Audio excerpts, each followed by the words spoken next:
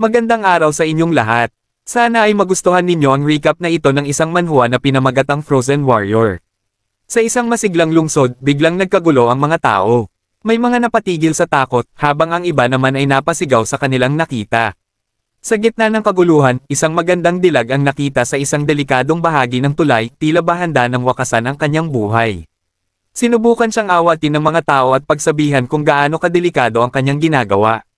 Subalit, tila bingi ang babae sa kanilang mga panawagan at patuloy na nagtungo sa gilid ng tulay. Ngunit, hindi dahil sawa na siya sa buhay kaya niya ito ginawa, gusto lang niyang mag-viral. Wala talaga siyang balak na kitlin ang sariling buhay, nais lang niyang magpapansin sa madla. Pero sa kasamaang palad, hindi nagtagumpay ang kanyang plano. Sa isang iglap, biglang nawala ng interes ang mga tao sa kanya. Ang lahat ay nagkumpulan sa kabilang bahagi ng tulay, papalayo sa kanya. May nakita silang isang tao na tinatangay ng agos ng ilog. Nang makalampas sila sa kanilang nakita, dali-dali silang lumipat sa kabilang banda ng tulay, kung saan nakalimutan na nila ang babaeng nasa gilid. Samantala, isa pang babae ang napansin ang pinagkakaguluhang bagay ng mga tao. Isang malaking tipak ng yelo ang nakita niya na inanod ng ilog, at sa loob nito ay may isang tao na tila na preserve mula pa sa makalumang panahon. Ang eksenang ito ay nagdulot ng malaking intriga at pagtataka sa lahat ng nakasaksi. Sino kaya ang taong nasa loob ng yelo? At ano ang kanyang kwento? Bumalik tayo sa nakaraan, kung saan isang babae ang nasa bingit ng kamatayan. Nasa dulo na siya ng bangin sa isang mataas na talon, at kasama niya ang isang lalaki na pareho nilang tinutugis ng ilang kalalakihan na tila mga asasin, nakakatakot ang kanilang anyo dahil nakatikip ang kanilang mga mukha. Sabay-sabay na sumugod ang mga ito, handang tapusin ang dalawa. Subalit, handa rin ang lalaking kasama ng dilag na makipaglaban.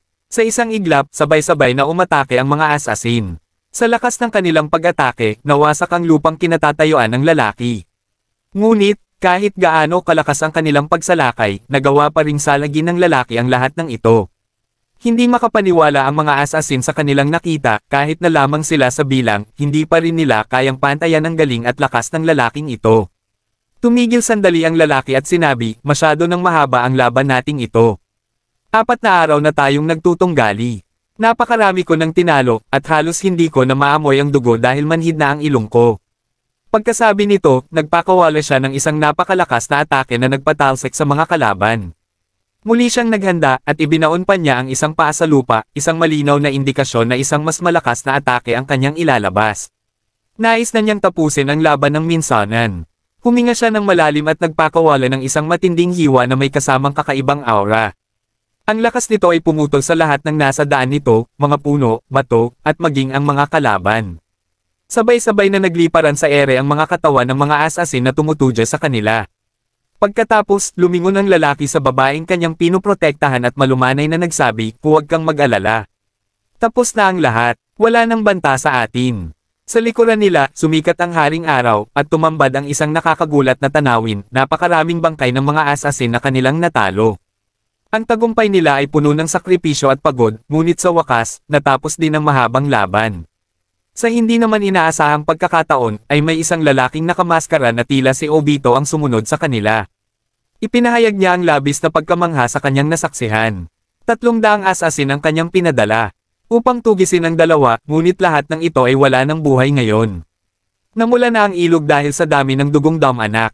Muli niyang pinuri ang lalaki, sapagkat talaga namang pinaninindigan nito ang bansag bilang pinakamagaling na swordsman sa buong Goryo.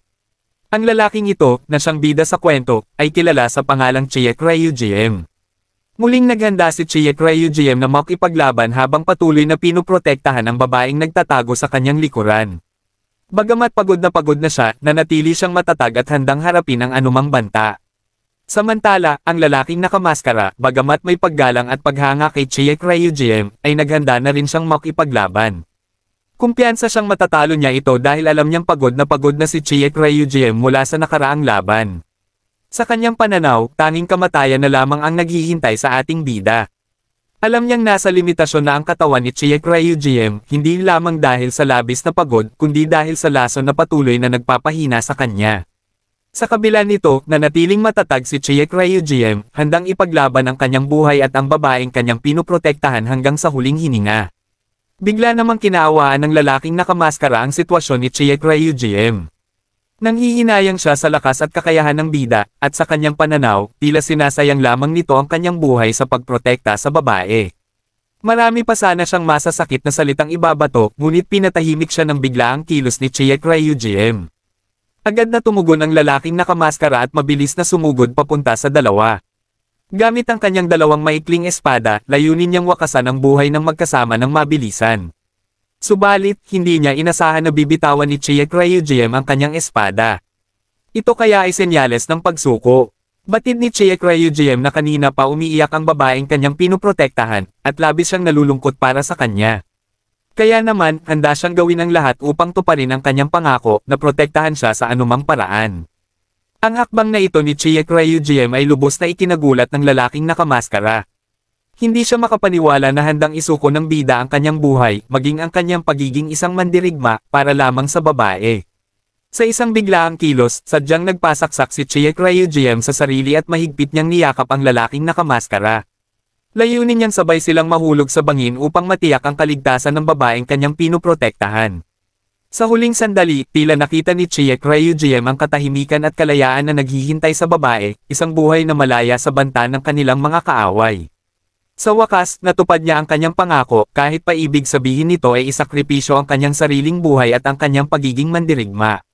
Sa kanilang pagkahulog patungo sa kamatayan, unti-unting natanggal ang maskara ng mortal na kaaway ng ating bida.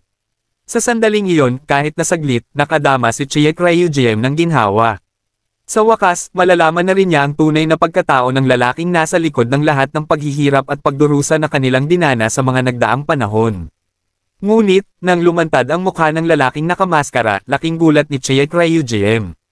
Hindi niya inaasahan ang nakita, ang lalaki ay isang taong kilala niya at madalas pa niyang nakakasalubong.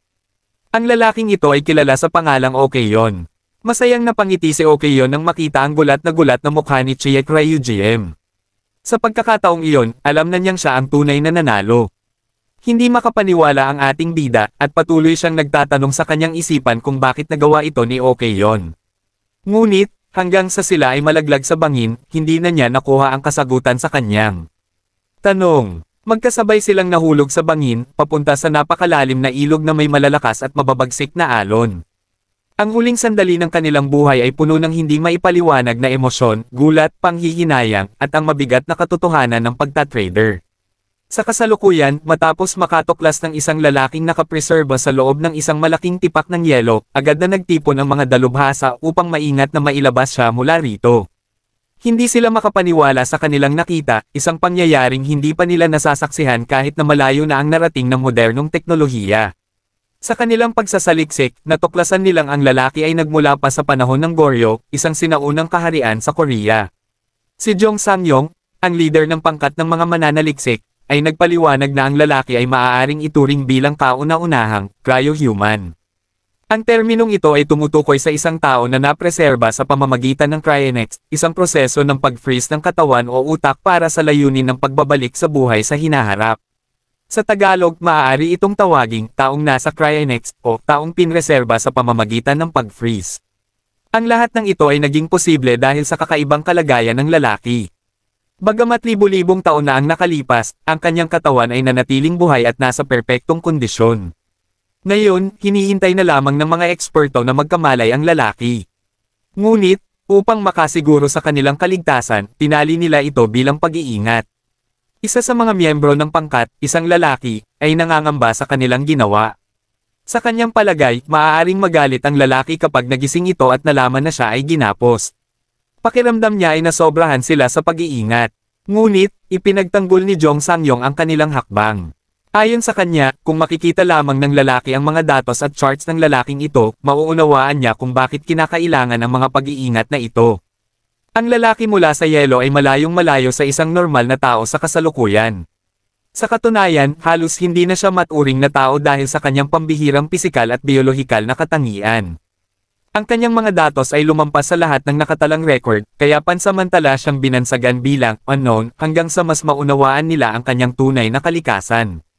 Ngunit, ang lalaking nangangamba ay iba ang tinutukoy. Para sa kanya, dapat ay inalagaan nila ang lalaki bilang isang mahalagang bahagi ng kanilang kasaysayan, isang taong nagmula sa kanilang mga ninuno.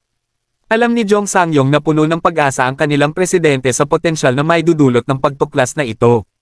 Gayunpaman, hindi pa rin nila matiyak kung ang lalaki ay isang regalo o isang sakuna na maaaring magdulot ng malaking pagbabago o kaguluhan sa kanilang mundo. Habang naglalakad palayo si Jong Sang-yong, napangiti ang lalaki sa kanyang likuran. Hindi niya maiwasang isipin kung gaano kaseryoso ang kanilang leader. Ngunit, sa likod ng ngiti niya, may bahagyang pangamba rin. Ano man ang mangyari, tila handa siyang harapin ang anumang panganib na maaaring dumating, kahit na ito ay isang misteryosong lalaki mula sa nakaraan na maaaring magdulot ng malaking pagbabago sa kanilang kasalukuyan. Nagkatotoo ang pangamba ng lahat ng naroon. Madaling nakawala si Chie Ryujiem sa pagkakagapo sa kanya, at mula sa kanyang mukha, mababasa ang hindi pagkasya sa mga nangyari. Wala siyang oras para magpaliwanag o magpanggap, agad siyang kumilos, tila ba may mas malalim na layunin na hindi maipaliwanag ng mga nakakita sa kanya. Umaga noon sa isang abalang lungsod. May magkasintahang nagmamaneho ng isang mamahaling sports car, masayang naglilibot at tinatakbo ang makina ng buong bilis. Napansin nila na parang panay ang busina ng mga sasakyan sa kanilang likuran. Una nilang akala ay sila ang binubusinahan dahil sa sobrang bilis ng kanilang takbo. Nais pa sanang anggasan ng lalaking nagmamaneho ang mga sasakyang pinakain niya ng alikabok, ngunit laking gulat niya nang makitang hindi pala siya ang sentro ng atensyon. May isang lalaking tumatakbo ng nakayapak sa gitna ng kalsada, at mas mabilis pa ito kaysa sa kanila. Hindi makapaniwala ang magkasintahan dahil kahit na nasa buong bilis na ang kanilang sports car, nauna pa rin ang lalaking ito. Parang isang hangin na dumaan, pinakain sila ng alikabok ng lalaking walang suot na kahit na tsinelas man lang. Bigla namang lumiko si Chie Ryujiem ng walang babala, at nakot ang sports car. Napahiyaw na lang ang nagmamaneho dahil hindi man lang nagbigay ng senadoryas ang lalaking nasa unahan niya. Dahil sa biglaang pangyayari, napakabig siya ng manibela, na nagdulot ng sunod-sunod na aksidente sa likuran nila. Ang ingay ng mga nagbabanggaan na sasakyan at busina ay naghalo sa sigaw ng mga tao. Ngunit, wala na si Chie Ryujiem doon. Nagpatuloy siya sa pagtakbo, tila walang pakialam sa mga naperwisyo niya. Ang lahat ng tao sa paligid ay napatingin sa kanya, hindi mapaliwanag ang kanilang nakita. Sino ba itong lalaking tumatakbo ng nakayapak sa gitna ng lungsod? Bakit siya napakabilis? At bakit tila wala siyang pakialam sa mga nasa paligid niya? Ang mga tanong na iyon ay nanatiling walang sagot. Para kay Chie Ryujiem, tila may mas mahalagang bagay na dapat abutin, isang layunin na tanging siya lamang ang nakakaalam. At habang patuloy siyang tumatakbo, ang buong lungsod ay napapaisip, ano nga ba ang nagtutulak sa lalaking ito? At ano ang magiging epekto ng kanyang pagdating sa kanilang mundo? Habang patuloy sa pagtakbo, napapaisip si Chie Ryujiem sa lahat ng nangyayari sa paligid niya. Ang mga bagay na nakikita niya, ang mga sasakyan, ang mga gusali, ang mga taong nakasuot ng kakaibang damit, ay pawang bago sa kanyang paningin. Ngunit, sa kabila ng kanyang pagkalito, isa lang ang malinaw sa kanyang isipan, baka panaginip lang ang lahat ng ito. Isang mundong hindi niya pa nakikita o naiintindihan. Kung hindi man ito panaginip, hindi na niya alam kung paano ipapaliwanag sa sarili niya ang kanyang nararanasan. Ngunit, sa gitna ng kanyang pagtakbo at pag-iisip, bigla niyang naalala ang pinakamahalagang bagay, ang babaeng kanyang pinuprotektahan. Nasaan na kaya ito? Tanong ng kanyang isipan habang patuloy siyang tumatakbo. Ang alaala ng babae ay nagdulot ng kirot sa kanyang puso, ngunit wala siyang oras para mag-isip ng malalim. Kasabay ng kanyang pag-iisip, bigla siyang na-corner ng mga pulis na humahabol sa kanya mula pa kanina. Iniharang nila ang kanilang mga sasakyan, at pinilit siyang tumigil. Agad na umaksyon ang mga kapulisan, at sinigurong makontrol ang sitwasyon. Kahit ang mga pulis ay nalilito sa mga nangyayari, sumusunod lang sila sa utos mula sa mas mataas na ranggo. Wala nang tanong-tanong, ang tanging layunin nila ngayon ay mahuli ang lalaking lumikha ng kaguluhan. Si Chie Ryujiem ay napaligiran na. Ang kanyang mga mata ay mabilis na sumulyap sa paligid, sinusukat ang bawat galaw ng mga pulis. Kahit na nasa gitna siya ng peligro, nanatili siyang kalmado. Ang kanyang isipan ay mabilis na nagpaikot-ikot, naghahanap ng paraan para makalabas sa sitwasyong ito. Ngunit, sa likod ng kanyang katahimikan, patuloy na gumugulo ang tanong sa kanyang isipan, nasaan na kaya ang babaeng kanyang pinuprotektahan? At ano na ang nangyari sa mundong kanyang iniwan? Sinariwan ni Chie Ryujiem ang kanyang mga huling alaala. Naalala niya ang sandaling magkasabay silang nahulog sa mataas na talon kasama ni Okeyon. Inakala niya noon na iyon na ang katapusan ng kanyang buhay, ngunit tila may ibang nangyari, ang kanyang kapalaran ay nagbago, at ngayon ay narito siya sa isang mundong puno ng mga bagay na hindi niya maipaliwanag. Habang siya ay nag-iisip, nilapitan siya ng isang pulis na nag-utos na sumuko na siya para maiwasan ang karagdagang gulo. Ngunit, kahit na kinapitin siya ng mga pulis, hindi nila siya ganap na nahawakan. Tila masyado siyang abala sa kanyang iniisip. Sa kanyang isipan, alam na niya ang totoong nangyari, kagagawan ito ni Yoon Anhai, isa sa mga matapat na tauhan ni OK-Yon. Ang kakayahan ni Yoon Anhai ay ang gumawa ng ilusyon na kumukulong sa isipan ng kanyang mga kalaban. Nagsalita si Chiek Ryujiem ng malakas, sinabing hindi siya kayang ikulong ng ilusyon. Akala ng mga pulis ay sila ang sinasabihan niya, ngunit wala na silang nagawa nang biglang kumilos si Chiek Ryujiem. Sa isang iglap, pumalag siya at winasiwas ang dalawang pulis na nakakapit sa kanya. Ang bilis ng kanyang mga galaw ay hindi nila nasubaybayan. Wala nang ibang choice ang pulis kundi gamitin ang kanyang taser. Ngunit, kahit na sinubukan nilang tumay sa kanya, madali itong naiwasan ni Chiek Ryujiem. Sa halip, hinawakan pa niya ang taser, tila hindi takot sa kuryenteng dumadaloy sa mga ito. Napansin niya ang presensya ng kidlat, ngunit hindi niya ito ininda. Ngunit, nang sabay-sabay na ginamit ng mga pulis ang kanilang mga taser, dumami ang kuryenteng damaloy sa katawan ni Chiek Ryujiem. Nagdulot ito ng pansamantalang pangingisay sa kanya, ngunit hindi siya ganap na napigilan. Ang mga pulis ay naghanda ng dakpin siya, ngunit malabo itong mangyari.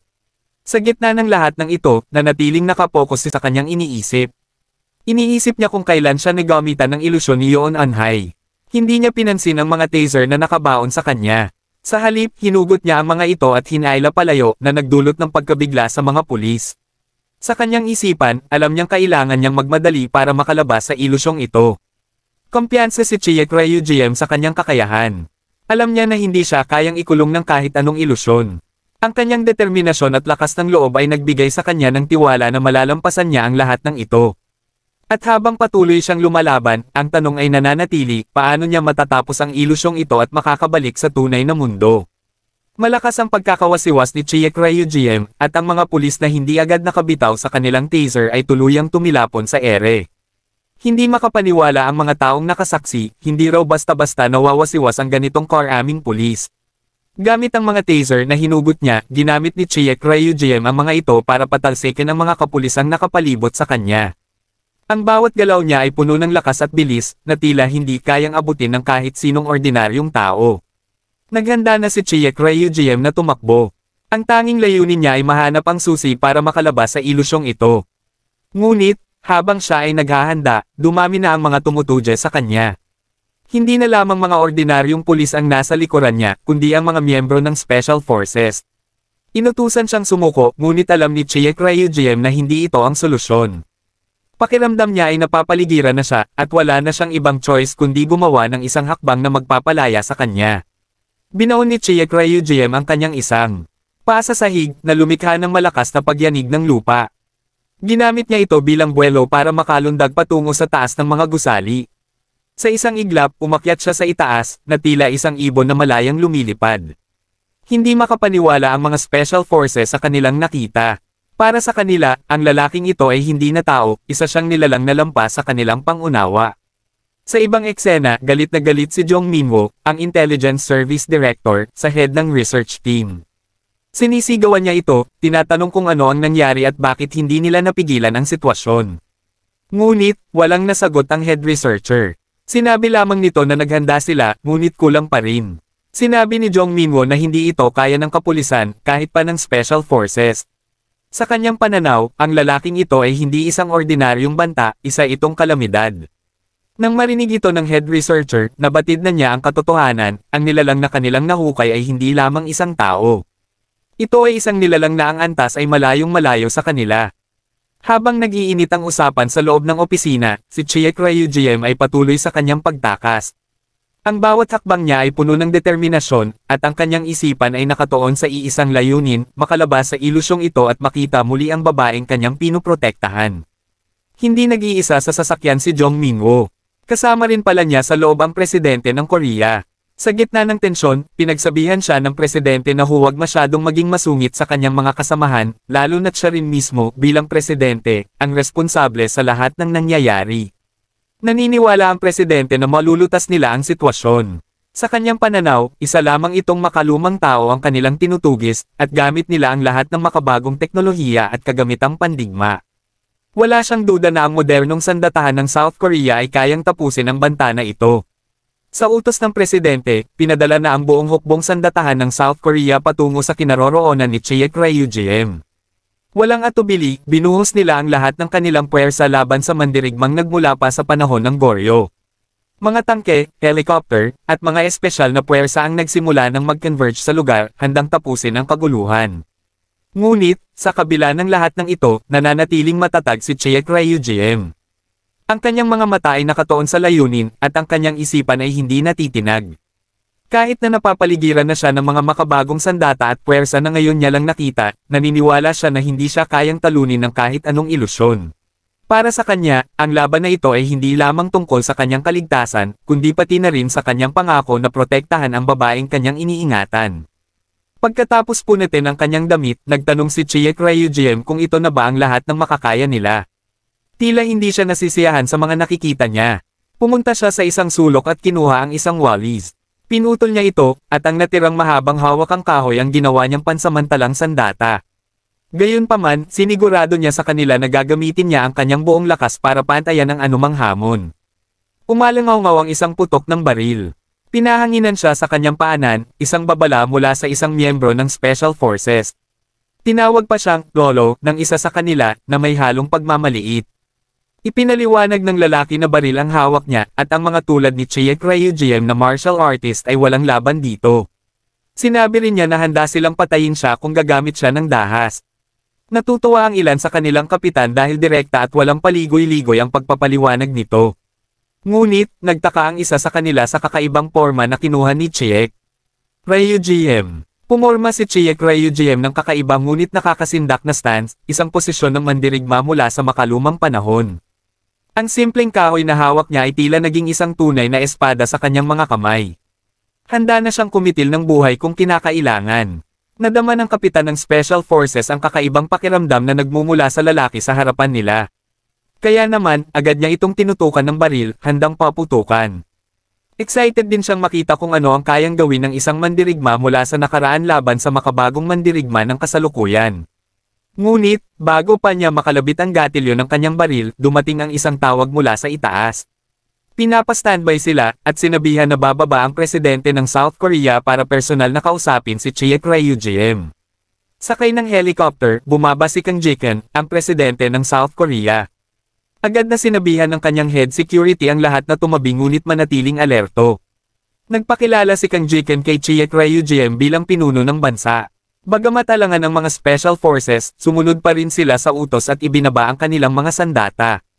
Para kay Chiek Ryugiem, ang presidente ay katumbas ng isang hari sa kanyang panahon, at kinumpirma ito ni Kang Jiken.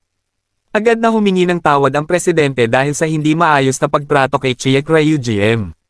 Binati niya ito ng maligayang pagdating sa South Korea, at ipinaliwanag na ang lugar na ito ay ang hinaharap na kanilang kinaroroonan. Inilapit niya ang kanyang kamay para makipagkamay kay Chiek Ryugiem, at sinabing dadalhin siya sa isang mas maayos na lugar, malayo sa kaguluhan. Nang marinig ito ni Chiek Ryugiem, alam na niya sa sarili niya na ang taong ito, ang presidente, ang susi sa ilusyong ito. Gamit ang kanyang kahoy na sandata, mabilis niyang winakasan ang buhay ni Kang Jiken. Sa bilis ng kanyang kilos, wala nang nagawa ang mga nakapaligid na Special Forces. Ang lahat ay napatigil sa pagkabigla. Mabilis na winakasan ni Chiek Ryugiem ang buhay ng Pangulo ng Korea, sapagkat alam niyang ito ang susi upang makalaya siya mula sa ilusyon na bumabalot sa kanyang pagkatao. Sa bilis ng kanyang kilos, wala nang nagawa ang mga bodyguard at mga sundalong nakabantay sa kanila. Bago pa man nila namalayan ang nangyari, ay natapos na ang mandirigma mula sa lumang panahon sa kanyang pag-atake. Agad na bumalot ang takot at pagkabigla sa buong lugar. Isang sandali ng katahimikan ang namayani bago ito napalitan ng galit at kaguluhan. Agad na nag-utos ang pinuno ng Presidential Security na pagbabarilin si Chiek Ryugiem. Polanan siya ng bala. Sigaw nito, puno ng puot at determinasyon. Sa isang iglap, itinutok ng mga sundalo, Special Forces, at bodyguards ang kanilang mga hawak na armas. Nakatutok ang kanilang mga daliri sa gatilyo, handang tapusin ang buhay ng taong nagdulot ng trahedyang ito. Ngunit bago pa man may makapagpaputok, isang tinig ang pumailan lang sa hangin, malamig, matigas, at puno ng awtoridad. Huminto kayong lahat. Ang tinig na iyon ay pagmamay-ari ni Kang Jiken. Sa isang kumpas lamang ng kanyang kamay, tila nawala ng lakas ang lahat ng sundalo. Napako sila sa kanilang mga kinalalagyan, hindi makagalaw, hindi makaputok. Para bang ang mismong utos niya ay may hindi maipaliwanag na kapangyarihan. At doon nila napagtanto ang hindi kapani-paniwalang katotohanan, buhay pa ang Pangulo. Bagamat naguguluhan din kung bakit hindi pa tuluyang nawala ang kanyang hininga. Humihingal itong bumaling kay Chiek Ryugyong na sa kabila ng lahat ay nanatiling kalmado. Hindi maunawaan ni Kang Jiken kung ano talaga ang nangyari at kung ano ang kanyang nasaksihan. Parang isang panaginip ang lahat, ngunit masyadong malinaw at makatotohanan upang hindi paniwalaan. Para siyang naipit sa pagitan ng katotohanan at isang ilusyon na hindi niya kayang ipaliwanag. Agad siyang kinamusta ng kanyang mga tauhan, halatang nag-aalala sa kanyang kalagayan. "Sir, ayos lang po ba kayo?" Tanong ng isa sa kanila, ang kanyang tinig ay puno ng pag-aalala. Madali namang sinagot ito ni Kang Jikan. "Ayos lang ako, wala akong kahit anong galos," sagot niya nang may kasiguruhan. Gayunpaman, kahit na wala siyang pisikal na pinsala, nanatili ang kalituhan sa kanyang isipan. Ano nga ba ang nangyari? Daman niya ang pag-atake ng taong ito, napakalinaw ng kanyang pakiramdam. Hindi yun isang ilusyon o isang guni-guni lamang. Narinig niya ang pagbilis ng tibok ng kanyang puso, ramdam niya ang kilabot na damaloy sa kanyang katawan, at higit sa lahat, naranasan niya ang matinding intensyon ng makalumang mandirigma na wakasan ang kanyang buhay. Tila bawat sandali ay inukit sa kanyang ganita. Napabulong siya sa sarili, nagkamali ba siya? Narinig ito ng naturang mandirigma at agad na sumagot. Hindi ito isang pagkakamali, sagot niya ng walang pag-aalinlangan. Baka sa kanyang posture at sa matalim niyang tingin ang katotohanang pinaninindigan niya ang kanyang ginawa. Walang pagsisisi, walang pagdadalawang isip. Sa kabilang banda, nagsimulang magduda si Chiek Ryugyong. Sinimulan niyang pag-isipan ng isang posibleng paliwanag. Kung ito man ay isang ilusyon, isa lang ang taong may kakayahang gumawa ng isang bagay na ganito kalubha, si Yoon Anhai, ang pinakamahusay sa buong Goryeo pagdating sa paglikha ng ilusyon. Alam niya kung gaano kaperpekto si Yoon Anhai sa sining ng panlilinlang. Mula sa mga detalye ng kanyang ilusyon hanggang sa paraan ng kanyang pagkontrol sa isipan ng iba, hindi siya kailanman nagkakamali. Pero sa kabila ng lahat, may kakaiba sa nangyayaring ito. May mga butas, may mga mali. Ang mga ilusyon ni Yoon Anhai ay walang kapintasan, masalimuot, totoo, at imposible halos madiskubre. Ngunit ang kaganapang ito, maraming hindi tugma, masyadong marami. Ang mga kamalian sa eksenang ito, mula sa kawalan ng likas na pagdaloy ng mga pangyayari hanggang sa tila mahina at hindi kapani-paniwalang posture ng lalaking nasa kanyang harapan. Dahil dito, napagtanto ni Chiek Ryugyong ang isang bagay, hindi ito kagagawa ni Yoon Anhai. Habang ninanamnam niya ang tanong na ito, napansin naman siya ni Kang Jikan. Nakita nito na tila meron siyang sinasabi, subalit hindi niya ito marinig. Ang ugong ng helicopter sa kanilang likuran ay masyadong malakas, tinatangay ng hangin ang anumang salita bago pa ito makarating sa kanyang pandinig. Napakunot ang kanyang noo habang pinagmamasdan ng matandang mandirigma, pilit binabasa ang kanyang labi upang maunawaan ang kanyang sinasabi. Habang nag-iisip naman si Chiek Ryugyong may isang kakaibang pakiramdam ang biglang bumalot sa kanya. Mula pa kanina, simula nang maramdaman niya ang kuryente na damaloy sa kanyang katawan, hanggang sa kanyang pagtakas, may isang bagay na bumabagabag sa kanya. Isang bagay na hindi niya maipaliwanag ngunit ramdam niya ng buo. Ito ay hindi isang ilusyon. Ito ay tunay. Ramdam niya ang bawat dampi ng hangin, ang init ng kanyang katawan, at ang bigat ng sitwasyon. Ito ay hindi isang panaginip, hindi isang malikhaing katang-isip ng kanyang isipan.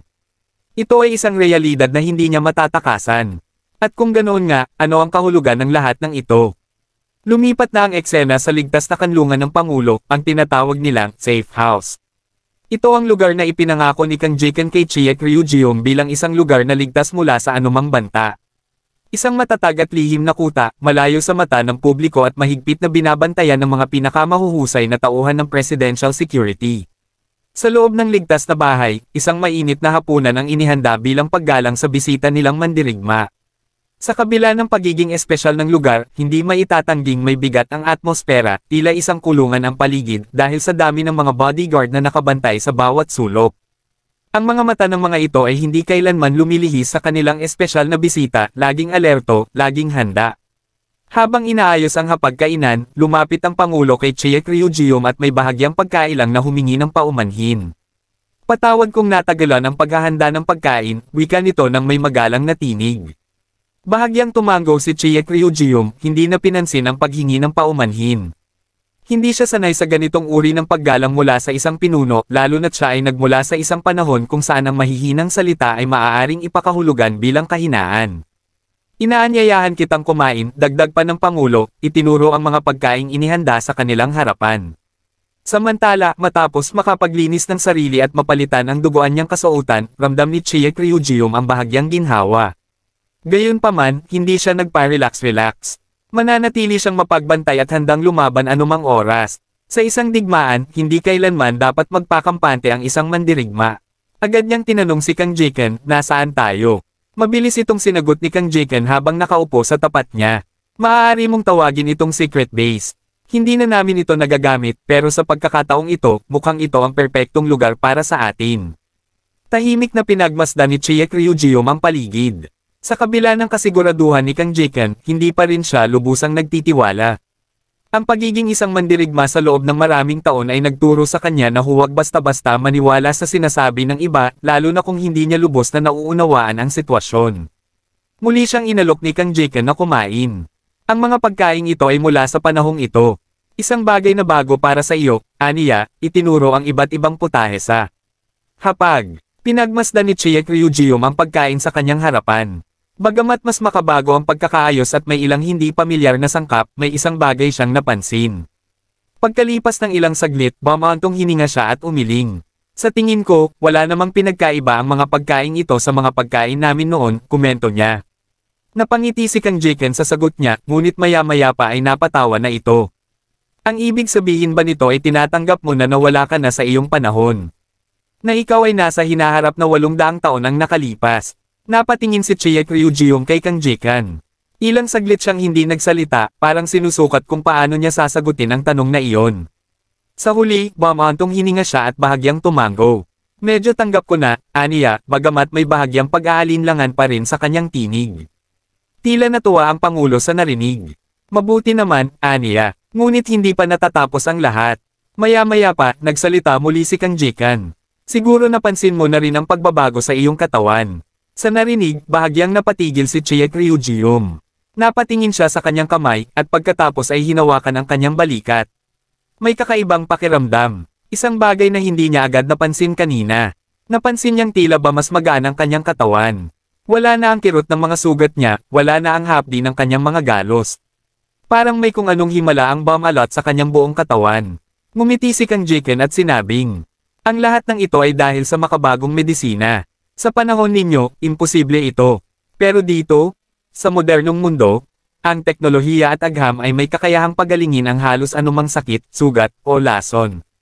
Muling napatingin si Chiek Ryujium sa kanyang katawan. Ang mga sugat na dapat ay kanyang ikinamatay, wala na. Ang mga sakit at lason na dapat ay unti-unting pumatay sa kanya, hindi na niya nararamdaman. Hindi ito himala, isa itong siyentipikong realidad. Pero sa halip na matuwa, isang bigat ang bumalot sa kanyang puso. Dahil sa isang simpleng katotohanan na hindi niya maitatanggi. Ang Goryeo ay wala na. Ang kahariang kinagisnan niya, ang mundong kanyang ipinaglaban at ipinagsakripisyo, ay matagal nang gumuho. Wala nang babalikan. Wala nang halaga ang kanyang mga panata. Ang kanyang mga kaibigan, pamilya, at lahat ng kanyang nakilala, lahat sila ay matagal nang naglaho sa alikabok ng panahon.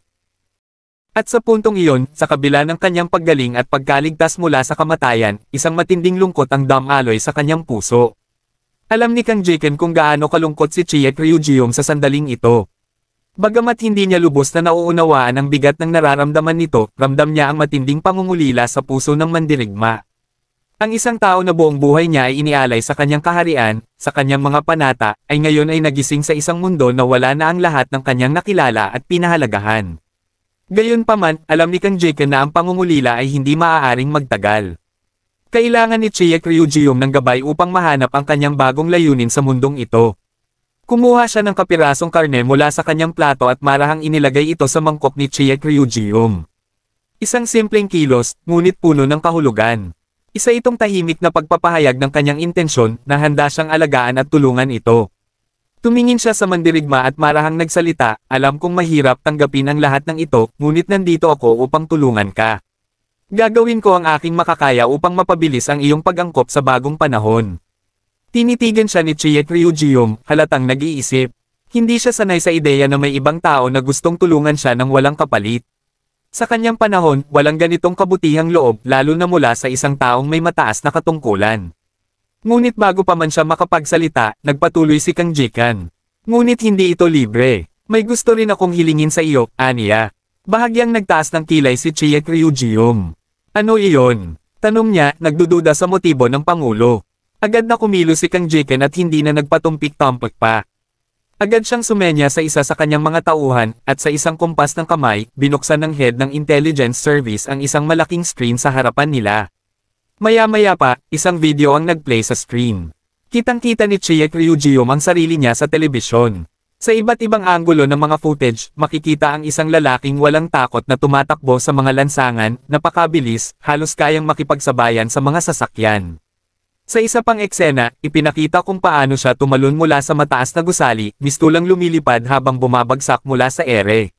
Sa iba pang clip, makikita siya habang nakikipaglaban sa mga sundalo at bodyguard, mabilis, matalas ang bawat galaw, hindi matitinag kahit na napapalibutan ng mga armadong kalaban. Ngunit ang mas nakakagulat ay ang balitang kasunod nito. Sa video, maririnig ang mga reporter na nagbabalita tungkol sa misteryosong lalaking lumitaw sa syudad. Ang buong bansa ay naguguluhan at tila hindi makapaniwala sa kanilang nasaksihan. Pakiramdam ng mga tao ay tila nanonood sila ng isang pelikula, sabi ng isang lalaking reporter. Ang lalaking ito ay may kapangyarihang hindi maipaliwanag. Napakabilis, napakalakas, tila isang superhuman na lumabas mula sa isang alamat. Ipinakita rin sa video ang iba't ibang opinyon ng publiko. Ang ilan ay namangha, iniisip na ito ay isang pambihirang phenomenon. Ang iba naman ay natatakot, iniisip kung ano ang maaaring maging implikasyon ng kanyang pag-iral sa kasalukuyang mundo. Ngunit ang pinakanakakagulat ay ang isang balita na may kaugnayan sa kanyang nakaraan. Maraming tao ang nag-uugnay sa kanya sa misteryosong taong natagpuan sa loob ng isang malaking tipak ng yelo sa Han River, patuloy ng reporter. Ang lalaking ito, na ilang araw nang pinag-uusapan, ay tila muling nabuhay at ngayon ay nagdudulot ng kaguluhan sa syudad. Ngunit ang tanong ng lahat, sino siya talaga? At paano siya nagkaroon ng ganitong pambihirang kakayahan?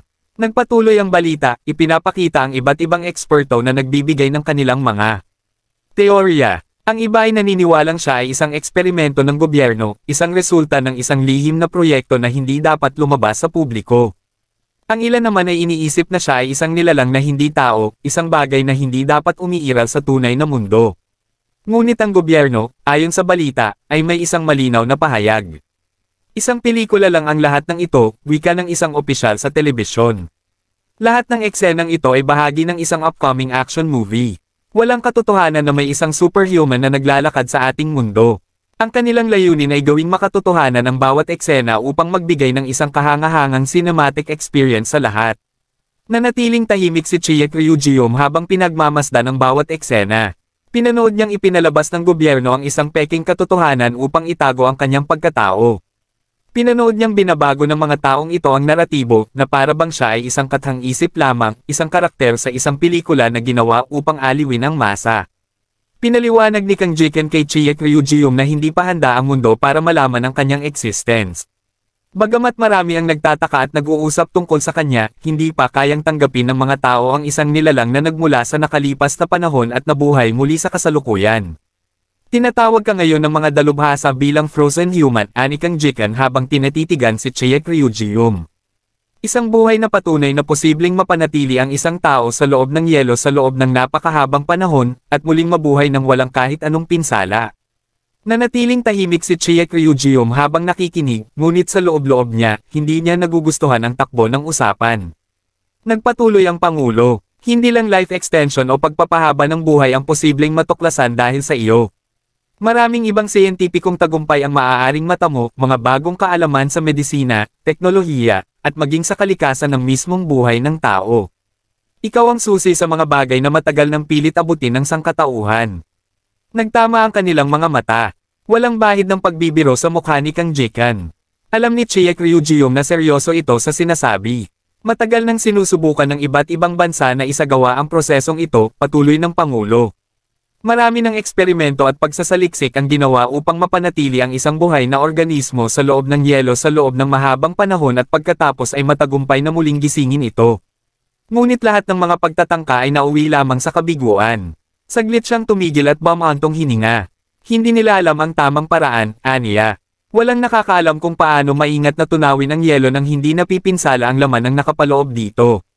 Walang nakakaalam kung paano mapapanatiling buo ang katawan at isipan ng isang taong nasa loob ng matinding lamig sa loob ng daan-daang taon. Hanggang sa ikaw ay lumitaw. Narito ka ngayon, dagdag pa ni Kang Jekan. Ikaw ang sagot sa lahat ng tanong. Ikaw ang susi sa hinaharap ng medisina, agham, at teknolohiya. Hindi lang ito para sa amin, kundi para rin sa ikabubuti ng ating bansa, at para na rin sa ating mga ninuno.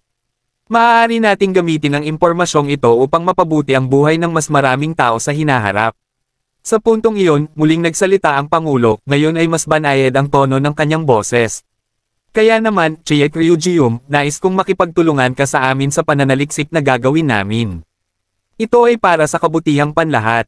Ngunit bago pa man matapos ang pagsasalita ng Pangulo, biglang tumayo si Chiek Ryujium mula sa kanyang upuan.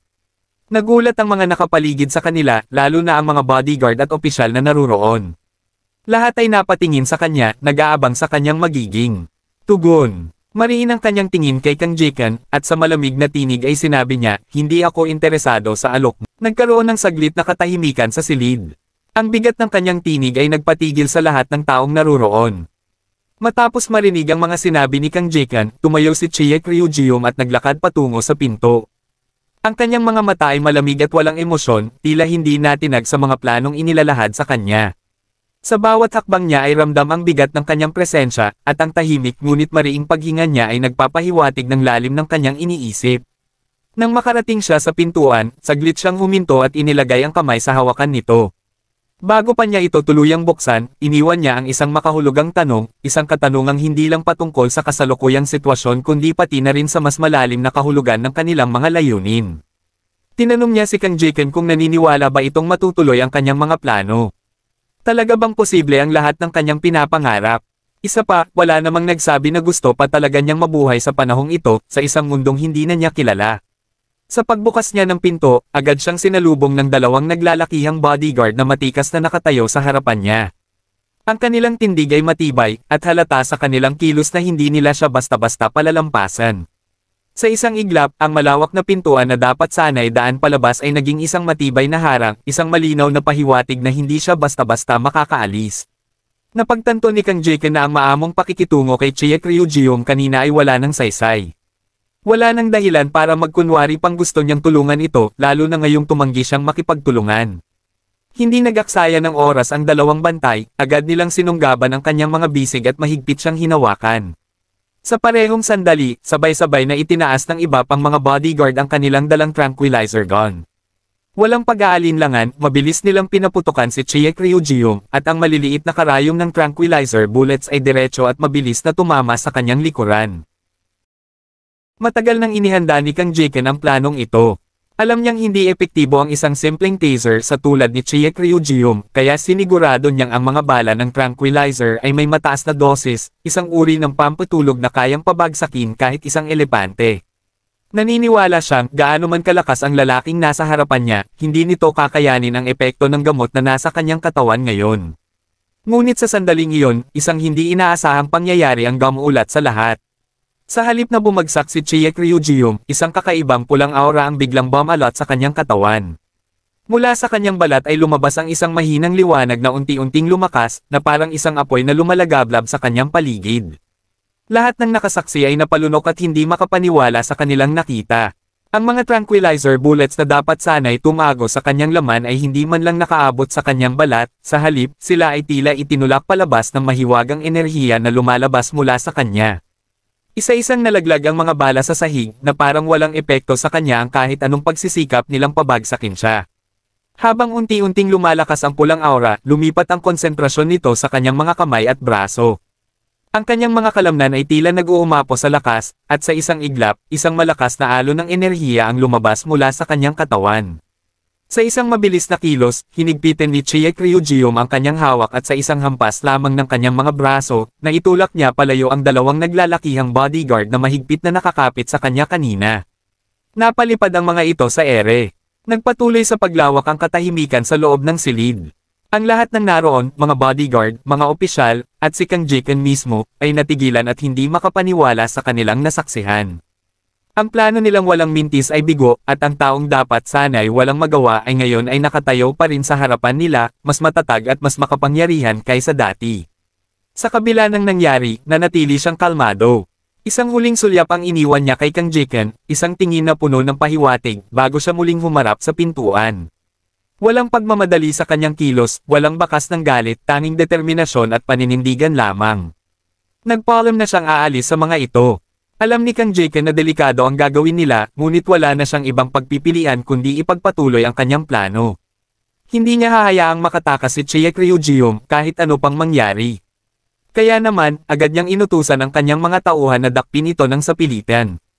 Hindi na ito usapin ng diplomasya o pakikipagkasundo, ginawa na niya ang lahat ng paraan para kumbansihin ito, ngunit mariin pa rin itong tinanggihan ang kanyang alok. Ngayon, wala nang natitirang opsyon kundi gamitin ang dahas. Hindi tulad ng naunang pagtatangka nilang kontrolin ang mandirigma, mas pinaghandaan na nila ang pagkakataong ito. Gumamit sila ng mga espesyal na kagamitang mas makapangyarihan pa kaysa sa mga ordinaryong taser, mga sandatang idinisenyo upang maparalisa kahit ang pinakamalakas na kalaban. Para kay Kang Jiken, ito lamang ang paraan upang mapigilan ang taong lumampas na sa hangganan ng loika at normal na kakayahan ng isang nilalang. Sa isang iglap, isang bodyguard ang mabilis na sumugod patungo kay Chiek Ryujium. Sa likod ng maskara nitong malamig na ekspresyon, makikita ang determinasyon nitong pabagsakin ang mandirigma. Itinulak niya ang kanyang braso pasulong, naglalayong patamaan si Chiek Ryujium sa mukha upang agad itong mawala ng malay. Ngunit sa isang napakabilis na kilos, bahagyang gumalaw lamang ang ulo ng mandirigma, sapat upang tuluyang maiwasan ang paparating na atake. Ang kawalan ng epekto ng kanilang unang pag-atake ay nagbigay ng panibagong sigla sa kanilang determinasyon. Isa pang bodyguard ang humakbang papalapit, bumubulong sa kanyang sarili na dapat ay sumuko na lang ang target nila kanina pa upang hindi na ito masaktan. Ngayon, napalibutan na nila ito mula sa iba't ibang direksyon. Sa kanilang isip, ang bilang nila at ang kanilang espesyal na kagamitan ang magpapabagsak kay Chiek Ryujium. Sa gitna ng tensyon, isang lalaki ang lumapit mula sa likuran at mabilis na umatake. Tiyak niyang tinamaan niya ang mandirigma, ang kanyang atake ay bumangga sa katawan nito. Ngunit isang iglap lang ay naunawaan niyang hindi ito tunay na tama. Ang kanyang atake ay dumaan lamang sa isang imahe, isang after image na iniwan ng hindi kapanipaniwalang bilis ng kanyang target. Napaatras siya sa gulat, ngunit bago pa siya makabawi, naramdaman niyang nagbago na ang posisyon ni Chiek Ryujium, na parang wala siyang nagawa kundi habulin ang isang anino. Ang iba pang mga tauhan ni Kang Jiken ay nagulat sa ipinakitang bilis ng kanilang kalaban, ngunit hindi sila natinag. Alam nilang hindi sila maaaring umatras ngayon. Kung kaya't sa isang sabay-sabay na galaw, nagdesisyon silang sumugod ng sama-sama. Ginamit nila ang kanilang pinalakas na sandata, umaasang kahit isa lang sa kanila ang makatatama kay Chiek Ryujium, iyon na ang magiging hudyat ng kanilang tagumpay. Hindi kailangang lahat sila ay makapanag, isang matagumpay na pag-atake lamang ang kailangan upang tapusin ang laban. Ngunit ang inaasahan nilang tagumpay ay hindi nangyari. Kahit marami sila, kahit pasabay-sabay nilang nilusob si Chiek Ryujium, ang kanilang mga pag-atake ay tila walang saysay. Isa-isang umiwas ang mandirigma sa bawat atake, sa bawat galaw ng kanilang mga sandata. Ang kanyang mga hakbang ay hindi nagmamadali, hindi pa bigla-bigla, ngunit ang kanyang bilis ay higit pa sa kayang unawain ng mata. Worry hindi siya isang mandirigmang pilit na lumalaban sa gitna ng matinding pag-atake, kundi isang manlalakbay na tahimik lamang na naglalakad sa kanyang landas, hindi iniinda ang mga hadlang sa kanyang harapan. Ang kanilang mga sandata, at maging ang kanilang pinakamalalakas na pag-atake, lahat ay naglaho sa kawalan, hindi man lang nakalapit sa kanyang katawan. Wala siyang ginawa kundi ang umiwas, ngunit ang bilis ng kanyang galaw ay higit pa sa kayang abutin ng kanilang pagsisikap. Sa isang sandali, ang kanilang plano ay gumuho.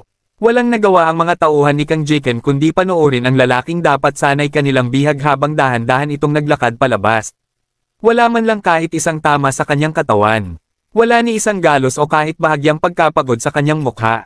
At sa isang iglap, ang kalabang hindi nila kayang sugatan, kahit gamit ang pinakamoderno nilang teknolohiya, ay tuluyang nakalabas sa gate at naglaho sa kanilang paningin. Sa loob ng kanyang opisina, hindi pa rin makapaniwala si Kang Jiken na nagawa silang takasan ni Chiek Ryujium, sa kabila ng matinding paghahanda at mahigpit na seguridad. Alam niyang hindi ordinaryong tao ang kanilang hinaharap, ngunit hindi niya akalain na kaya nitong lampasan ang lahat ng kanilang plano nang hindi man lang nagpakita ng pagod. Malinaw na sa kanya ngayon, ang dahas at lakas ay hindi magiging sapat upang mapapayag si Chiek Ryujium na makipagtulungan sa kanila. Kung nais niyang mahuli ito, kailangan niyang mag-isip ng ibang paraan. Samantala, tahimik na nakikinig ang pinuno ng kanyang intelligence security. Matagal na niyang pinag-aaralan ang kilos ni Chiek Ryujium, ngunit sa bawat pagtatangkaan nilang hulihin ito, lalong lumilinaw ang katotohanang hindi ito isang ordinaryong nilalang. Kaya naman iminungkahi niya na dapat nilang pag-isipan ang ibang estratehiya, isang mas tusong pamamaraan upang mahuli ang mandirigma. Nang hindi umaasa sa dahas. Habang nag-uusap sila, isang tauhan ang biglang nagmamadaling pumasok sa opisina, dala ang isang balitang ikinagulat ng lahat. Natunto na nila kung nasaan si Chiek Ryujium. Hindi na nila kinailangang gumamit ng high-tech na surveillance o masalimuot na paghahanap dahil napakadali nitong matagpuan. Nasa pinaka-obvious itong lugar. Nasa pinakamataas na gusali sa buong Korea. At ang mas nakakagulat pa, sa mismong sandaling iyon, tumalon si Chiek Ryujium mula sa tuktok ng gusali, waring tinatapos ang kanyang sariling buhay. Napakurap si Kang Jaken sa narinig. Halos hindi siya makapaniwala. Ang lalaking hindi nagpatinag sa kahit anong sandata, ang mandirigmang hindi natinag ng makabagong teknolohiya, ngayon ay pinili na lamang ang kamatayan. Samantala, sa kabilang banda, sa sandaling iyon bago siya tumalon, tahimik na iniisip ni Chiek Ryujium ang lahat ng kanyang pinagdaanan. Tunay ngang totoo ang mundong ito. Ang modernong panahon na kanyang kinagisnan ay hindi isang panaginip o ilusyon. Ngunit para sa kanya, ang realidad na ito ay walang halaga. Dahil wala na siyang silbi rito. Sa panahong ito, wala na siyang layunin. Wala nang kaharian ng Goryo na dapat niyang pagsilbihan. Wala na ang babaeng dapat niyang ipagtanggol. Wala nang mga kawal na kasama niyang lumalaban sa digmaan. Wala nang mga kaaway na dapat niyang talunin. Sa mundong ito, wala siyang dahilan upang manatili pang buhay. At sa kanyang pagbagsak mula sa matayog na gusali, sa gitna ng hangin na bumabalot sa kanyang katawan, nagbalik sa kanyang isipan ang araw na tumalon siya sa bangin. Kung noon ay pinili niyang sumubok lumaban sa kamatayan, ngayon ay tanggap na niya ito. Dahil tila patay na rin naman siya sa kasalukuyang panahong ito. Ito na ang kanyang wakas. Ang pagtatapos ng kanyang kwento. Ngunit sa mismong saglit na iyon, sa kanyang nalalapit na pagkawala, isang matinding liwanag ang biglang dumaan sa kanyang paningin. Sa gitna ng mabilis na pagbulusok ng kanyang katawan pababa, tumama sa kanyang mga mata ang nakakasilaw na ningning mula sa isang higanting billboard. At sa sandaling tumuon ang kanyang tingin dito, nanlaki ang kanyang mga mata. Sa pagitan ng makabagong graphics at nagkikislapang ilaw nito, isang mukha ang kanyang nakita, isang larawang hindi niya inakalang makikita niya pang muli. Ang imahe ng kanyang mortal na kaaway. Si Okeyon. Sa gitna ng kanyang pagpapatiwakal, sa huling sandali ng kanyang buhay, isang kakaibang liwanag ang biglang dumaan sa kanyang paningin. Sa una, inakala niyang ito ay isang tanda ng kanyang nalalapit na katapusan, isang pagdapo ng liwanag ng langit na tatanggap sa kanyang pagpanaw. Ngunit sa halip na kapayapaan, ang liwanag na iyon ay nagdala ng isang masalimuot at nakakapasong alaala mula sa kanyang nakaraan. Sa isang iglap, lumawak ang kanyang mga mata, at sumikip ang kanyang dibdib. Sa loob ng matagal na panahon, inakala niyang nilamon na ng kanyang isipan ang lahat ng sakit, galit, at hinanakit. Ngunit sa isang saglit lang, bumalik ang lahat ng iyon, mas matalim, mas buhay, at mas nag-aalab kaysa dati. Dahil sa harapan niya ngayon, sa isang napakalaking digital billboard, nisalayan niya ang mukha ng taong pinakakinamumuhian niya sa buong buhay niya. Si Okeyon. Biglang bumalik sa kanyang isipan ang lahat ng mga kasamaan at kalupitang ginawa ng taong ito. Muli niyang naalala ang mga sigaw ng kanyang mga mahal sa buhay, ang mga iyak ng kawalan ng pag-asa, at ang amoy ng dugo na bumalot sa kanilang tahanan. Sariwa pa sa kanyang alaala kung paano nagawa niyang iligtas noon ang babaeng kanyang pinoprotektahan, ngunit sa kapalit nito ay nawala ang lahat ng iba pang pinakamahalagang bagay sa kanya. Si Okeyon ang may kagagawa ng lahat. Wala ni isa sa kanyang mga mahal sa buhay ang nakaligtas sa bitag na maingat na hinabi ni Okeyon. Ginamit nito ang kanyang kapangyarihan upang ilagay sa isang malagim na ilusyon ang kanyang buong pamilya at mga kasamahan. Sa ilalim ng nakasisindak na panlilinlang na iyon, hindi nila namalayan na sila na mismo ang nagpatayan. Isa-isang bumagsak ang kanyang mga kasamahan, ang kanyang mga kaibigan, ang kanyang pamilya, at siya, ang mandirigmang handang ayalay ang buhay para sa kanila, ay hindi nagawa ni isang bagay upang iligtas sila. Sa kanyang harapan, naganap ang isang trahedyang hindi kailanman niya malilimutan. Ang kanyang mga kapatid sa sandata ay nagdudugong nagbagsakan, pinaslang ng sariling mga kamay ng kanilang mga kakampi, habang si Okeyon ay nakatayo lamang, pinagmamasdan ang lahat ng ito na may kasiyahan sa kanyang mukha. Doon, sa gitna ng karumaldumal na eksenang iyon, unti-unting napagtanto ni Chie Ryujium ang mas matinding katotohanan, hindi lang ito simpleng digmaan. Hindi lang ito isang laban para sa kapangyarihan o paghihiganti. Ito ang simula ng isang higit na malalim na trahedya. Ito ang simula ng pagguho ng lahat. Habang bumabalot ang kadiliman at sumisikat ang buwan sa madugong larangan ng digmaan, nagdulot si Okeyon ng lagim na hindi na kailanman mabubure sa kasaysayan. Sinira niya hindi lamang ang katawan ng kanyang mga biktima kundi pati ang kanilang mga kaluluwa. Hindi siya isang ordinaryong kaaway, isa siyang halimaw na walang puso, isang nilalang na isinilang upang magdala ng kapahamakan at pighati. At higit sa lahat, hindi siya tumigil hanggang sa makita niyang si Chie Ryujium ay tuluyang magdusa. Sa huling sandali bago bumagsak ang kanyang mundo, habang nakaluhod sa gitna ng dagwang lupa, nagawa lamang niyang titigan si Okeyon. Walang pag-asa, walang lakas, walang natira sa kanya kundi ang matinding galit na hindi niya maipahayag. Ang lalaking minsang ipinagmamalaki bilang pinakamalakas na mandirigma ay naging isang tao-tauhan lamang sa larong nilikha ni Okeyon. Noon, inakala niyang natudukan na niya ang lahat noong huli nilang paghaharap. Sa desperasyon, tinapos niya ang kanilang laban sa pamamagitan ng pagtalon sa bangin, dala ang paniniwalang hindi na makakabalik si Okeyon mula sa ganoong pagbagsak.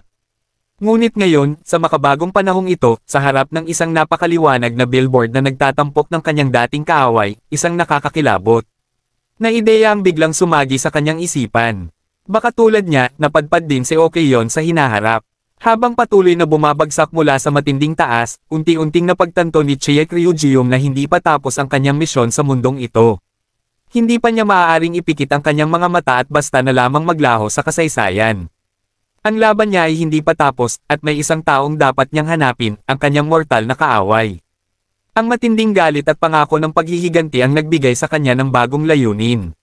Sa isang iglap, pinalakas niya ang daloy ng kanyang aura at pinanatili ito sa kanyang mga kamay. Sa pamamagitan ng matinding enerhiya, agad niyang kinontra ang puwersa ng kanyang pagbagsak sa lupa. Biglang lumutang ang kanyang katawan sa ere, tila isang aninong hindi sakop ng batas ng grabitasyon. Ang hangin sa paligid niya ay nag-alon-alon sa epekto ng kanyang kapangyarihan, at ang paligid ay nagmistulang bumagal. Sa sandaling iyon, bumagsak siya sa lupa, hindi tulad ng isang taong walang magawa kundi tanggapin ang kanyang kapalaran, kundi tulad ng isang mandirigmang muling isinilang para sa digmaan.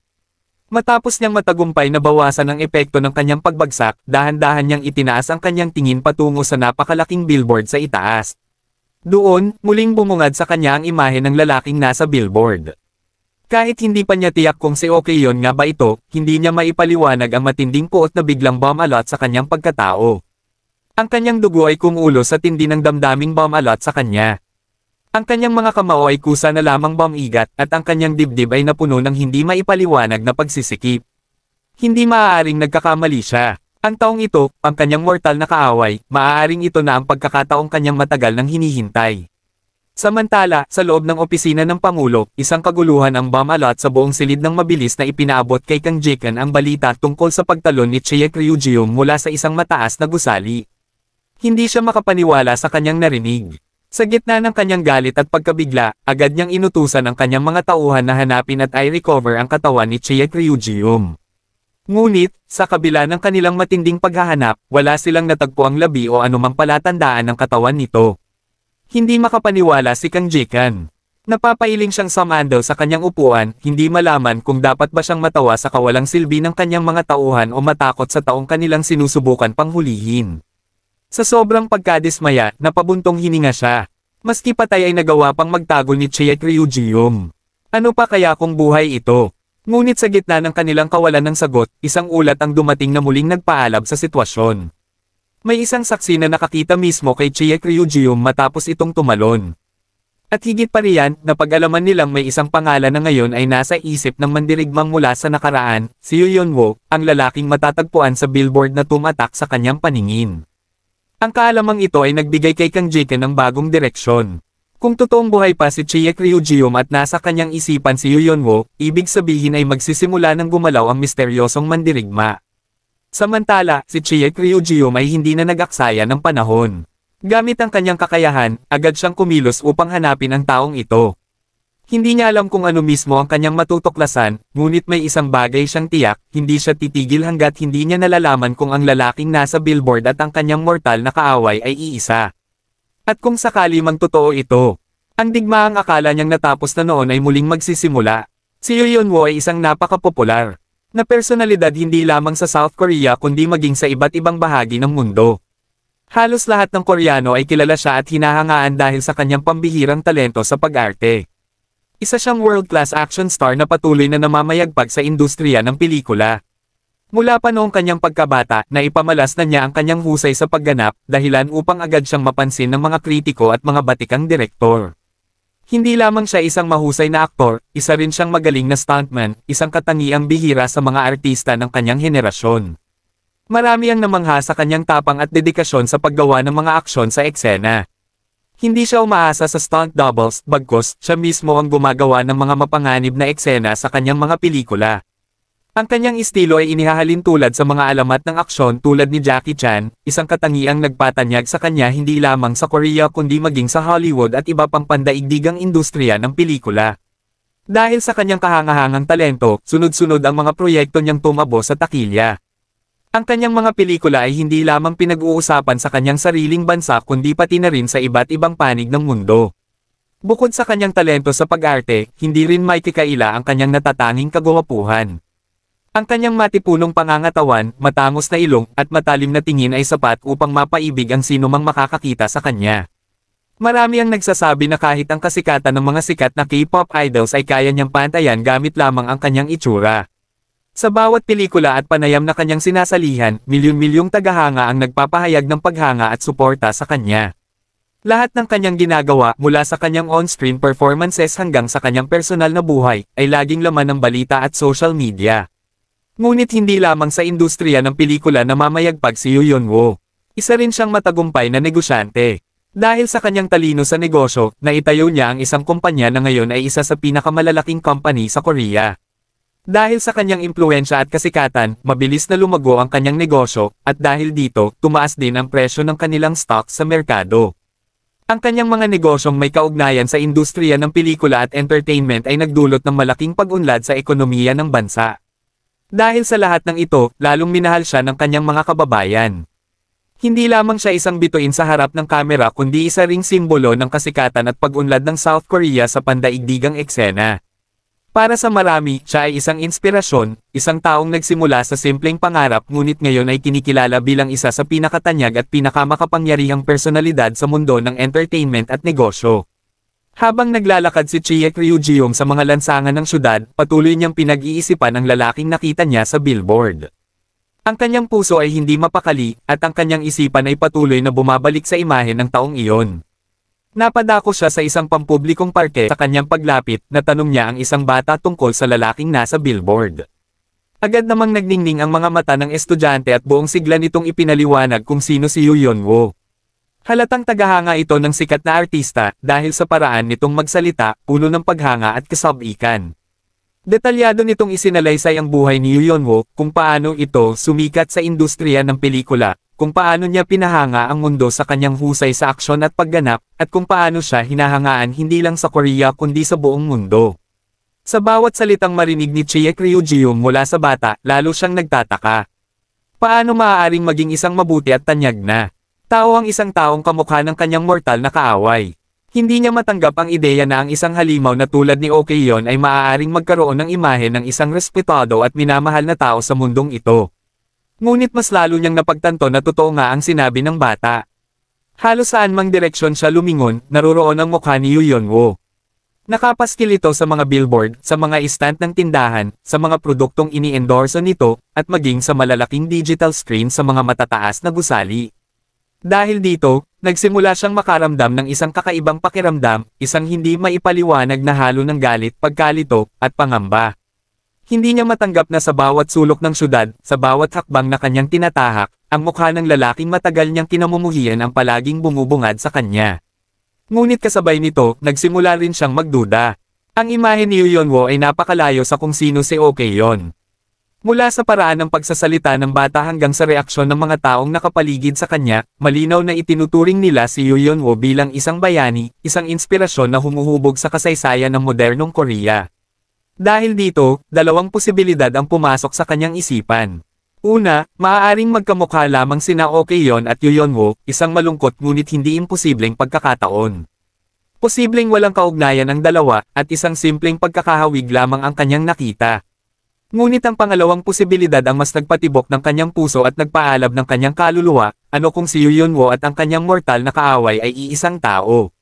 Kung ito nga ang kanyang dating kalaban, ibig sabihin lamang nito ay muling bumangon si Oh Kye-yeon sa mundong ito, muling nagtatago sa likod ng isang bagong pagkatao, at marahil ay may panibagong plano na namang kasamaan. At kung ito nga ang katotohanan, hindi niya hahayaang manatili ito ng matagal. Hindi na niya bibigyan ng pagkakataon si Oh Kye-yeon upang sirain ang mundong ito tulad ng ginawa niya noon.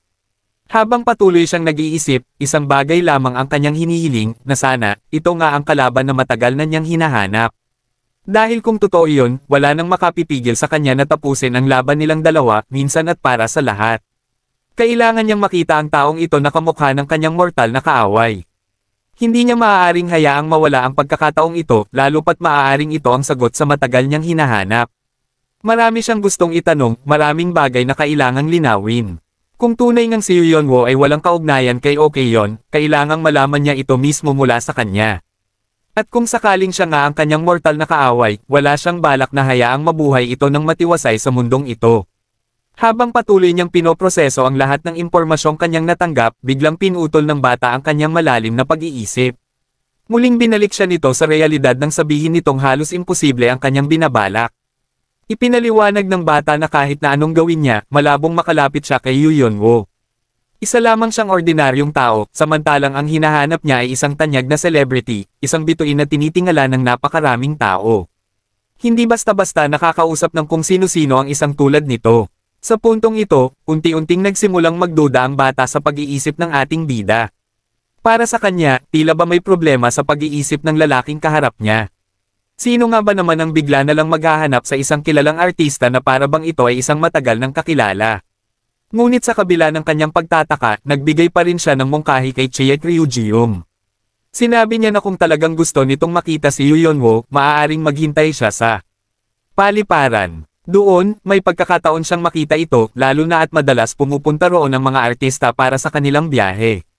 Gayunpaman, hindi natuwa ang ating bida sa ideyang ito.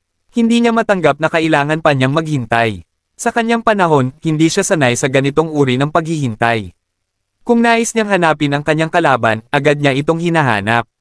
Kung nais niyang makipagdigma, agad siyang sumusugod sa labanan. Hindi niya matanggap ang kawalan ng kasiguraduhan ng sitwasyon ngayon. Hindi siya pwedeng maghintay lamang at umasa na isang araw ay mapapadpad si Yoonwoo sa kanyang harapan.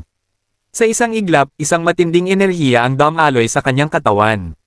Sa sobrang galit at frustration, hindi niya napigilan ang paglabas ng kanyang puwersa. Isang matinding bagzo ng enerhiya ang pumalibot sa kanya, dahilan upang biglang masira ang isang electronic signage sa kanyang tabi. Nagkalasog-lasog at nagpakalat ng mga piraso ng basag na salamin at sirang mga bahagi ng makina. Nagulantang ang bata sa kanyang nakita. Hindi niya lubos maisip kung paano nangyari iyon. Hindi siya makapaniwala sa tagpong naganap sa kanyang harapan. Hindi normal ang lakas ng taong ito, hindi isang ordinaryong tao ang kanyang kausap. Sa tindi ng kanyang takot, agad siyang napaupo sa lupa, nanginginig at halos hindi na makapagsalita. Lumapit si Chae Ryujium at mariing tinanong ang bata kung saan niya matatagpuan si Yoonwoo. Sa matinding takot, hindi halos makapagsalita ang bata. Ang kanyang mga labi ay nanginginig, at ang kanyang katawan ay tila hindi makagalaw. Sa kabila ng kanyang takot, pilit niyang inipon ang kanyang lakas ng loob upang sagutin ang lalaki sa kanyang harapan. Hindi niya nais mapahamak, kaya naman sinagot niya ito sa paraang alam niyang hindi makakapagdulot ng mas malaking gulo. Sinabi niya na kahit nais man niyang makatulong, wala siyang anumang impormasyon tungkol kay Yoonwoo. Idinagdag pa niya na malabong makita ito ngayon dahil kasalukuyan itong nasa ibang bansa para sa shooting ng kanyang bagong pelikula. Sa narinig niyang sagot, biglang natigilan si Chae Ryujium. Hindi niya agad na iproseso ang impormasyong iyon. Muli niyang tiningnan ang mga billboard at mga larawan ng lalaking kanyang hinahanap. Paano naging ganito kalayo ang narating ng taong ito? Paano siya naging isang tanyag na personalidad na kinikilala sa buong mundo? Unti-unting nagsimulang lumalim ang kanyang pag-iisip. Sa kanyang panahon, napakahirap lumabas ng bansa. Ang paglalakbay sa malalayong lugar ay nangangailangan ng napakaraming pagsisikap, at kadalasan, tanging ang mga makapangyarihan lamang ang may kakayahang gawin ito. Ngunit sa panahong ito, tila ba napakadali na lamang makalibot sa buong mundo. Sa kabilang dako ng mundo, sa bansang Estados Unidos, nagsimula na ang shooting ng bagong pelikula ni Yu Yonwoo. Isang malaking proyekto ito na pinakahihintay ng kanyang mga tagahanga, at isa rin itong mahalagang hakbang sa kanyang karera bilang isang artista. Maraming sikat at batikang aktor ang kasama sa pelikulang ito, kabilang ang isang tanyag na banyagang aktor na may malakas na presensya sa Hollywood. Sa kasalukuyang eksena, sa isang mamahaling restaurant ang nagsilbing set ng kanilang pagkuha. Sa eksenang ito, ginagampanan ni Yu Yonwoo ang papel ng isang lalaking nasa gitna ng isang napakahalagang usapan habang kumakain. Habang maingat niyang isinasaad ang kanyang mga linya, bigla siyang kinompronte ng banyagang aktor. Ang tensyon sa pagitan ng kanilang mga karakter ay unti-unting tumitindi, na siyang hinihintay ng direktor upang maipakita ang rurok ng emosyon sa eksena. Ngunit sa halip na manatili sa script at sundin ang tamang pagkakasunod-sunod ng mga linya, biglang sinuntok ng banyagang aktor si Yu Yonwoo ng mas malakas kaysa sa inaasahan. Bagamat kasama ito sa eksena, ramdam ng lahat na hindi iyon isang simpleng acting lamang, tila may totoong puwersang ginamit sa pagsuntok. Hindi nagpakita ng reaksyon si Yu Yonwoo at nanatiling propesyonal, itinuloy niya ang eksena sa kabila ng sakit na naramdaman. Subalit, hindi pa doon natapos ang kakaibang asal ng banyagang aktor. Matapos niyang bitawan ang kanyang linya, bigla siyang huminto at sinabing nakalimutan niya ang susunod na bahagi ng kanyang script. Dahil dito, kinailangan nilang ulitin ang eksena mula sa simula. Humingi man ito ng paumanhin, halatang may ibang dahilan sa kanyang paulit-ulit na pagkakamali. Sa sumunod na take, muling inulit ang eksena, at tulad ng dati, muling sumuntok ang banyagang aktor ng mas matindi kaysa sa kinakailangan. Paulit-ulit itong nangyari. Ang bawat take ay tila ba sinadya upang bigyan siya ng pagkakataon na ulit-ulitin ang pananakit kay Yu Yonwoo. Hindi ito nakaligtas sa mga mata ng film crew. Napansin nilang tila sinasadya ng banyagang aktor ang kanyang mga pagkakamali upang magkaroon ng dahilan na ulitin ang eksena, at sa bawat pag-ulit, mas lumalakas ang kanyang mga suntok. Habang patuloy silang nagtetake, unti-unting nararamdaman ng crew ang matinding pagkadismaya. Hindi nila mawari kung bakit tila nagkakaroon ng personal na galit ang banyagang aktor kay Yu Yonwoo. Alam nilang propesyonal si Yu Yonwoo sa bawat proyektong kanyang ginagawa, kaya't hindi nila maintindihan kung ano ang dahilan ng ganitong pagtrato sa kanya. Ramdam nila ang pagod at hirap na dinaranas ng kanilang pangunahing aktor. Kahit walang sinasabi, halata sa kanyang mga mata ang sakit at pagod mula sa paulit-ulit na pananakit na natatanggap niya sa eksenang ito. Ngunit sa kabila ng lahat, hindi siya nagpakita ng galit o reklamo. Tiniis niya ang lahat upang matapos ang eksena at mapanatili ang propesyonalismo sa set. Napansin na ni Yu Yonwoo ang galit at pagkadismaya ng direktor pati na rin ng buong film crew. Mula sa kanilang mga tingin, halata ang pag-aalala at pagkainis sa tila hindi propesyonal na pag-uugali ng banyagang aktor. Alam niyang kung magpapatuloy pa ito, maaaring lumaki ang isyu at makasira hindi lamang sa produksyon ng pelikula kundi pati na rin sa relasyon ng kanilang cast at crew. Dahil dito, bago pa man tuluyang sumiklab ang tensyon, pinili ni Yu Yonwoo na kumilos at personal na kausapin ang banyagang aktor. Sa kabila ng paulit-ulit na pananakit na natanggap niya, hindi siya nagpakita ng galit o sama ng loob. Sa harap ng banyagang aktor, ipinaabot ni Yu Yonwoo na hindi na maaaring magpatuloy ang ganitong sitwasyon. Bagamat may mga eksenang nangangailangan ng pisikal na aksyon, dapat pa rin itong gawin sa isang ligtas at propesyonal na paraan. Hindi niya direktang tinanong kung sinasadya ba ng banyagang aktor ang kanyang ginagawa, ngunit sapat na ang kanyang tono upang ipahiwatig na alam niyang may mali. Habang nagsasalita siya, hindi niya maiwasang mapansin ang bahagyang pamumula at pamamaga ng kanyang pisngi. Ramdam niya ang kirot mula sa paulit-ulit na suntok, ngunit imbis na magreklamo o ipakita ang sakit, pinili niyang gawing biro ang sitwasyon. Sa halip na komprontahin ito ng may galit, sinabi niya na kung talagang hindi maiiwasan ang pananakit sa eksena, sana ay sa kabila namang pisngi siya suntukin sa susunod. Aniya, nagsisimula ng mamaga ang isa at kung magpapatuloy ito, baka mahirapan na siyang bigkasan ng malinaw ang kanyang mga linya. Imbis na ipakita ang anumang galit o pag-aalinlangan, nanatili ang kanyang magaan na ngiti, na para bang wala siyang dinaramang sakit o inis sa nangyayari. Bagamat ang sinumang nasa kanyang kalagayan ay maaaring sumabog na sa galit, nanatili siyang kalmado at mahinahon. Ipinakita niya sa lahat na kaya niyang panatilihin ang profesionalismo gaano man kahirap ang sitwasyon. Muling sinimulan ng cast at crew ang eksena, at sa pagkakataong ito, sinikap nilang itama ang mga pagkakamali upang matapos na ang matagal ng pagkuha ng eksenang iyon. Ngunit sa kasamaang palad, isang hindi inaasahang insidente ang naganap. Habang patuloy ang pag-arte ng mga artista, isang nakabiting chandelier mula sa kisame ng mamahaling restaurant, isang napakalaki at mabigat na piraso ng kristal, ang biglang nagpakita ng senyales ng panganganib. Ang cade ng sumusuporta rito ay bahagyang gumalaw, ngunit dahil abala ang lahat sa eksena, walang sino man ang nakapansin ng paparating na sakuna. Sa isang iglap, tuluyang naputol ang lumang cade ng may hawak sa chandelier. Agad itong bumagsak pababa, diretso sa kinatatayuan ng banyagang aktor. Sa sobrang bilis ng pangyayari, hindi siya nagkaroon ng pagkakataong makaiwas. Napatigil siya, natulala, at tila bumagal ang oras sa kanyang paningin. Alam niyang wala na siyang magagawa. Ang tanging nagawa niya ay pagmasdan ang mabilis na paglapit ng mabigat na chandelier na tiyak na magdadala sa kanya sa bingit ng kamatayan. Ngunit sa sandaling iyon, isang anino ang dumaan sa kanyang paningin. Sa isang galaw na halos hindi nasundan ng kahit sino, mabilis na kumilos si Yu Yonwoo. Sa bilis ng kanyang reaksyon, nagawa niyang sunggaban ang banyagang aktor at itinulak ito palayo sa tiyak na kapahamakan. Pagkalagpas lamang ng ilang segundo, isang nakakabinging kalabog ang yumanig sa buong set. Bumagsak ang chandelier sa sahig, nagkapira-piraso ang mga kristal, at ang malalaking bubog ay nagkalat sa buong paligid. Ang lahat ng nasa set, ang direktor, mga crew, at iba pang aktor, ay napatigil at natulala sa nangyari. Mabilis na sumugod ang crew upang tingnan ang lagay ng kanilang mga artista. May ilan sa kanila ang sumigaw sa gulat, habang ang iba naman ay nagmadaling lapitan sina Yu Yonwoo at ang banyagang aktor upang tiyakin kung ligtas sila. Isa-isang lumapit ang mga tao, puno ng pag-aalala, habang ang direktor naman ay hindi na itago ang kanyang takot at kaba. Sa kabila ng tensyon, agad na sinigurado ni Yu Yonwoo sa lahat na maayos lang sila.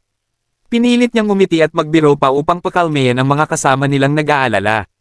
Huwag kayong mag-alala, mukhang buo pa naman kami, aniya, kahit paramdam niya ang hapdi ng maliliit na sugat sa kanyang braso. Ngunit sa kabila ng kanyang pagtitimpi, hindi nakaligtas sa paningin ng kanyang mga kasamahan ang dugo na unti-unting tumutulo mula sa kanyang kaliwang braso at kamay. Sa kanyang mabilis na kilos upang iligtas ang kanyang katrabaho, hindi niya namalayan na nadaplisan siya ng mga matatalim na bubog mula sa bumagsak na chandelier. Kitang-kita sa kanyang balat ang mga gasgas, galos, at maliliit na sugat mula sa nagkalat na bubog. Sa puntong iyon, napagtanto niya na hindi na siya maaaring magpatuloy pa sa pagtetaping ng hindi nagpapagamot. Kaya naman, sa kabila ng kanyang pagsisikap na manatiling matibay, inamin niya sa crew na kailangan na niyang magpunta sa ospital upang malunasan ang kanyang mga sugat. Sa isang pribadong silid sa ospital, nakahiga si Yu Yonwoo habang nagpapagaling mula sa mga natamong sugat. Bagaman hindi malubha ang kanyang mga pinsala, ramdam pa rin niya ang hapdi sa kanyang kaliwang braso at kamay, na puno ng maliliit na hiwa mula sa mga bubog ng chandelier. Sa kabila ng sakit, pinilit niyang ngumiti habang kinakausap ang kanyang manager, na halatang hindi pa rin makapaniwala sa nangyari. Sa loob ng silid, tahimik na nagmasid ang kanyang manager sa kanya, tila hindi makapaniwala sa ginawa niyang kabayanihan. Sa wakas, hindi na napigilan ng manager ang sarili at malakas na napabuntong hininga. Ni hindi ka man lang nagdalawang isip na iligtas siya, sambit nito, habang iniiling ang ulo. Bukod sa niligtas mo ang taong hayagang inaapi ka, ikaw pa mismo ang napahamak. Ngumiti lamang si Yu Yonwoo, tila hindi alintana ang mga naging epekto ng kanyang ginawa. Hindi ko na rin talaga alam, sagot niya ng may bahagyang pag-aalinlangan. Parang bigla na lang gumalaw ang katawan ko. Wala na akong panahon para mag-isip kung ano ang dapat gawin. Basta kumilos na lang ako. Alam niyang maraming nag-aalala sa kanya, at kitang-kita ito sa dami ng mga bumisita sa kanya. Ang kanyang mga kasamahan sa pelikula, mga kaibigan sa industriya, at maging ang kanyang mga masugid na tagahanga ay dumalaw upang ipakita ang kanilang suporta. Sa loob lamang ng ilang oras, napuno ang kanyang silid ng iba't ibang uri ng regalo, bulaklak, prutas, sulat ng pagpapagaling, at mga laruan mula sa kanyang mga fans. Habang tinitingnan ang sandamakmak na Reg Along na tanggap niya, biglang napag-isipan ni Yu Yonwoo na ipamahagi ang ilan sa mga ito sa mga pasyente at medical staff ng ospital. Mukhang masyado ng marami ito para sa akin, aniya habang sinusuri ang mga nakapatong sa tabi ng kanyang kama. Mas makakabuti siguro kung ipamigay natin ang iba sa mga pasyente rito o kaya sa mga staff. Sigurado akong mas magagamit nila ito. Tuwang-tuwa naman ang kanyang manager sa mungkahing ito. Magandang ideya yan, sagot nito. Alam kong matutuwa ang mga tao rito kapag nalaman nilang gusto mong ibahagi ang mga natanggap mong regalo sa kanila. Ngumiti si Yunwo. Alam niyang kahit sa simpleng paraan, maaari siyang makatulong sa iba. Pagkatapos ng kaunting pag-uusap, biglang naging seryoso ang mukha ng kanyang manager. Nagayos ito ng upo at tumingin ng diretso kay Yunwo, tila may mahalagang bagay na gustong sabihin. Pero hindi lang pelikula ang dapat nating pagtuunan ng pansin ngayon, wika nito na may bahagyang pag-aalinlangan sa boses. May mas mahalaga tayong kailangang asikasuhin. Napakunot noo si Yunwo.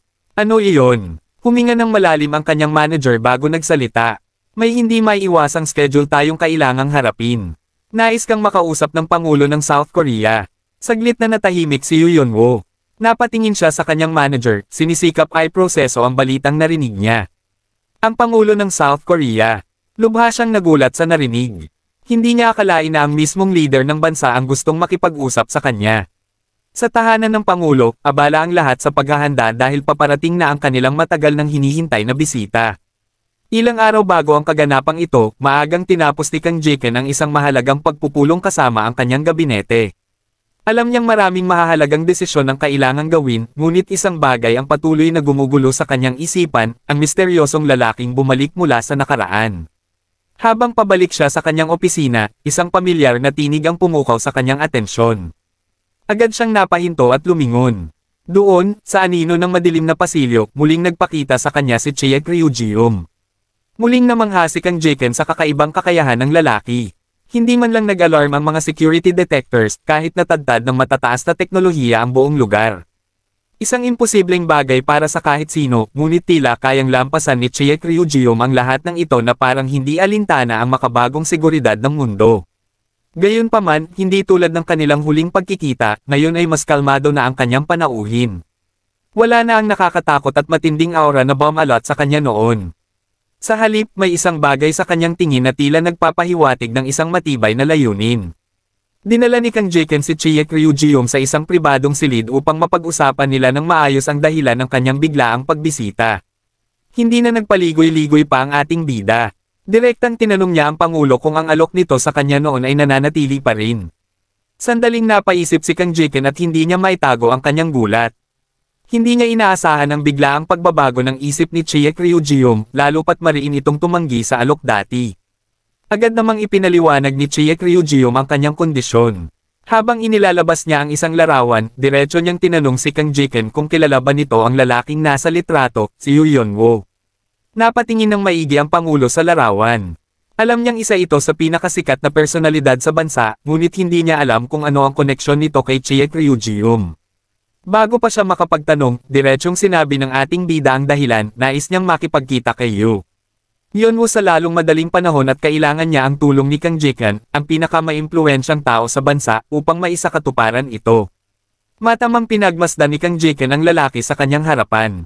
Alam niyang hindi basta-basta humihingi ng tulong si Chae Ryujium. Kung ganoon na lamang ang determinasyon nito, tiyak na may mabigat na dahilan. Sa huli, pumayag siya sa kondisyon ni Chae Ryujium. Ngunit may kapalit ito, nais niyang makuha ang buong kooperasyon nito sa isang mahalagang proyekto na may kinalaman sa kanilang pananaliksik. Matapos ipahayag ang kanyang pagsang-ayon, iniabot ni Kang Jiken ang kanyang kamay upang makipagkamay bilang tanda ng kanilang kasunduan. Ngunit agad niyang napagtanto na noong panahon ni Chae Ryujium, hindi pa uso ang ganitong uri ng pagbati. Sa kabila nito, mabilis na nakaangkop ang ating bida sa makabagong mundo. Walang pag-aalinlangan niyang tinanggap ang kamay ng Pangulo at tinapos ang kanilang kasunduan sa isang matibay na paghawak. Nais makita ni Chae Ryujium si Yunwo sa lalong madaling panahon. Gayunpaman, ipinaliwanag ni Kang Jiken na kahit siya ang Pangulo ng bansa, hindi ganoon kadali ang bagay na iyon.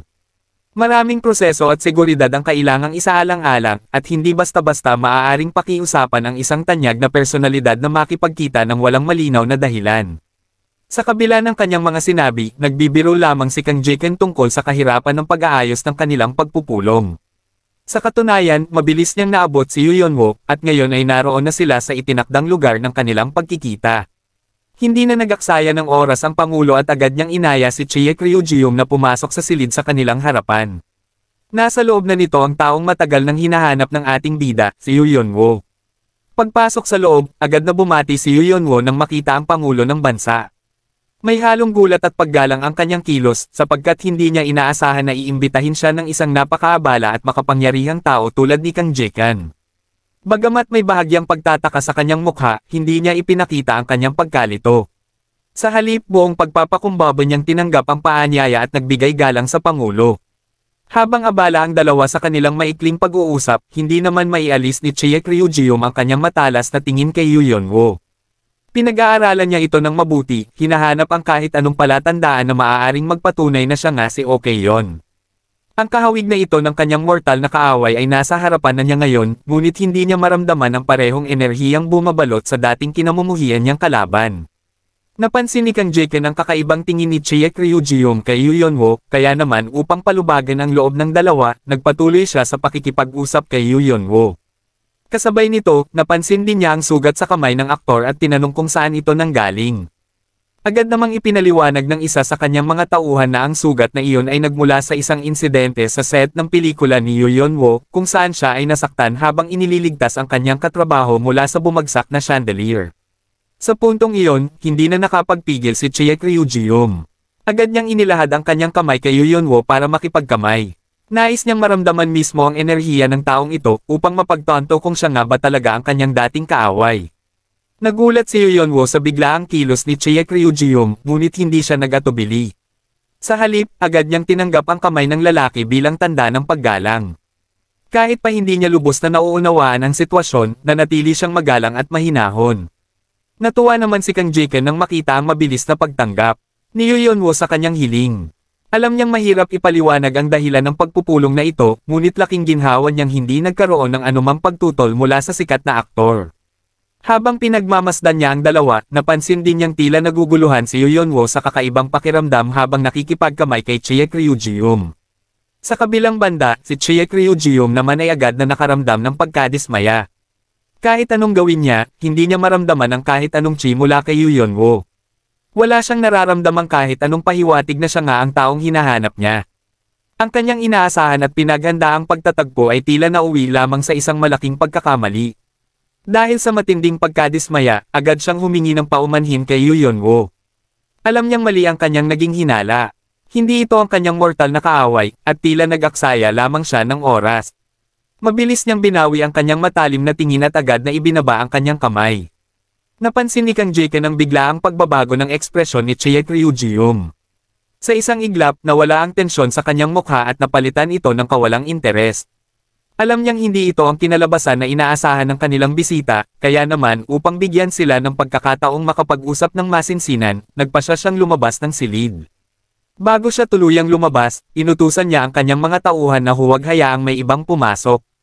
Dapat ay walang sino mang makagambala sa pag-uusap ng dalawa. Sa paglabas ni Kang Jekan sa silid, agad niyang inutusan ang kanyang mga tauhan na manatiling mapagmasid. Alam niyang kahit pa mukhang kalmado si Chiek Ryujium, hindi pa rin nila tiyak kung ano ang maaaring gawin nito. Bagamat pumayag itong makipagtulungan, nananatiling isang misteryo ang tunay nitong kakayahan. Mas mabuti nang maging maingat kaysa magsisi sa huli. Samantala, sa loob ng silid, hindi pa rin lubos na nauunawaan ni Yu Yonwo kung ano ang dahilan ng kanilang pagpupulong. Sa kabila ng paggalang niya kay Kang Jekan, hindi niya maiwasang magtaka kung bakit siya ipinaanyaya rito, lalo na't ang taong kaharap niya ngayon ay hindi pangkaraniwan. Sa kabilang banda, si Chiek Ryujium ay nananatiling tulala at dismayado. Ang inaasahan niyang matinding paghaharap ay tila nauwi sa isang kabiguan. Sa kanyang isipan, paulit-ulit niyang tinatanong kung paano posible na ang taong kahawig ni Okeyon ay walang anumang bakas ng chi o kahit anong palatandaan ng pagiging isang mandirigma. Habang nakaupo at malalim na nag-iisip si Chiek Ryujium, inalok siya ni Yu Yonwo ng tsaa at sinabing masarap ito. Subalit, hindi niya ito pinansin. Lutang ang kanyang isipan, at hindi niya alintana ang anuman sa kanyang paligid. Wala siyang pakialam sa inumin o sa kahit anong maaaring ipakita ng taong nasa kanyang harapan. Ang tangi niyang nais ay isang sagot, ang katotohanan sa likod ng misteryong ito. Napansin naman ni Yu Yonwo na tuluyan ng lumabas ang lahat ng nasa silid. Wala nang sino man kundi silang dalawa. Napatingin siya kay Chiek Ryujium, sa puntong iyon, unti-unti siyang tumayo at lumapit dito. Dahan-dahan, yumuko siya upang bumulong sa lalaki. Sa malamig at mababang tinig, bumigkas siya ng mga salitang nagpagimbal kay Chiek Ryujium. Buhay ka pa pala, mandirigma. Sa isang iglap, nagdilim ang paningin ng ating bida.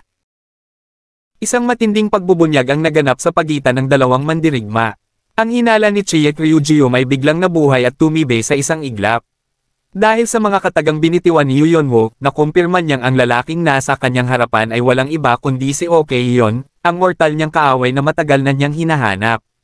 Ang taong inakala niyang isang inosenteng aktor lamang ay siyang parehong taong nagdala sa kanya ng walang kapantay na dalamhati sa nakaraan. Pagkabigkas pa lang ng pangalan niya ni Okeyon, napansin na nito ang mabilis na pagbabago ng timpla ni Chiek Ryujium. Alam niyang hindi ikinatuwa ng kanyang dating kaaway ang revelasyong ito. Ang dati nitong kalmadong kilos ay napalitan ng matinding galit, isang matinding enerhiya ang biglang bumalot sa buong silid. Nag-uumapo ang aura ni Chiek Ryujium, isang nakakapasong enerhiya na ramdam hanggang sa bawat sulok ng silid. Ang kanyang mga mata ay puno ng puot at ang kanyang presensya ay naghatid ng matinding pangamba sa paligid. Hindi na nagaksaya ng oras si Chiek Ryujium at diretsahang tinanong ang lalaking nasa kanyang harapan. Matalim ang kanyang tingin habang binibigkas niya ang tanong na naglalaman ng sigaw ng kanyang kaluluwa. Ikaw ba talaga si Okeyon? Walang bahid ng pag-aalinlangan sa kanyang tinig at halata sa kanyang boses na hindi siya nakikipagbiroan. Ang sagot na kanyang makukuha ay magpapasya kung ano ang kanyang susunod na hakbang. Ngunit sa halip na itanggi ang kanyang tunay na pagkatao, isang mapanuksong ngiti ang lumitaw sa mukha ni Okeyon. Sa halip na magpakita ng takot o pagtataka, tila ba nagbago ang kanyang tindig. Muli niyang binitiwan ang parehong pagbati, ngunit ngayon ay may halong kumpiyansa at pang-aasar. Matagal na tayong hindi nagkikita, mandirigma ng Goryo. Sa saglit na iyon, muling nagbalik sa isipan ni Chiek Ryujium ang kanilang nakaraan. Ang lalaking ito, na buong akala niya ay isang modernong aktor lamang, ay may kakayahang itago ang kanyang chi. Hindi niya napansin ito kanina, isang pagkakamali na ngayon ay kanyang pinagsisisihan. Napagtanto niyang nalinlang siya na si Okeyon ay nagawang itago ang kanyang presensya sa napakahabang panahon.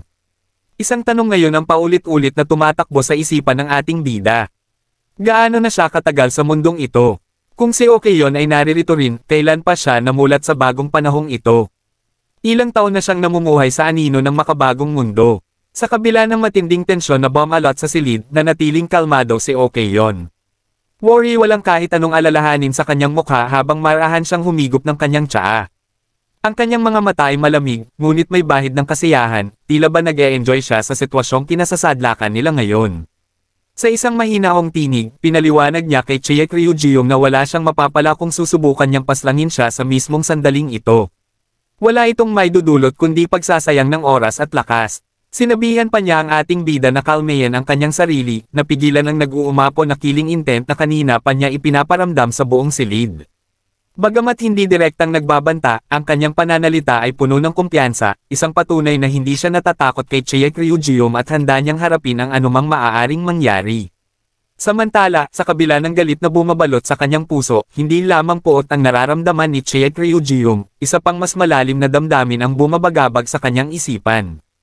Pagkalito, hindi niya mawari kung paano at bakit narito si Okeyon sa panahong ito.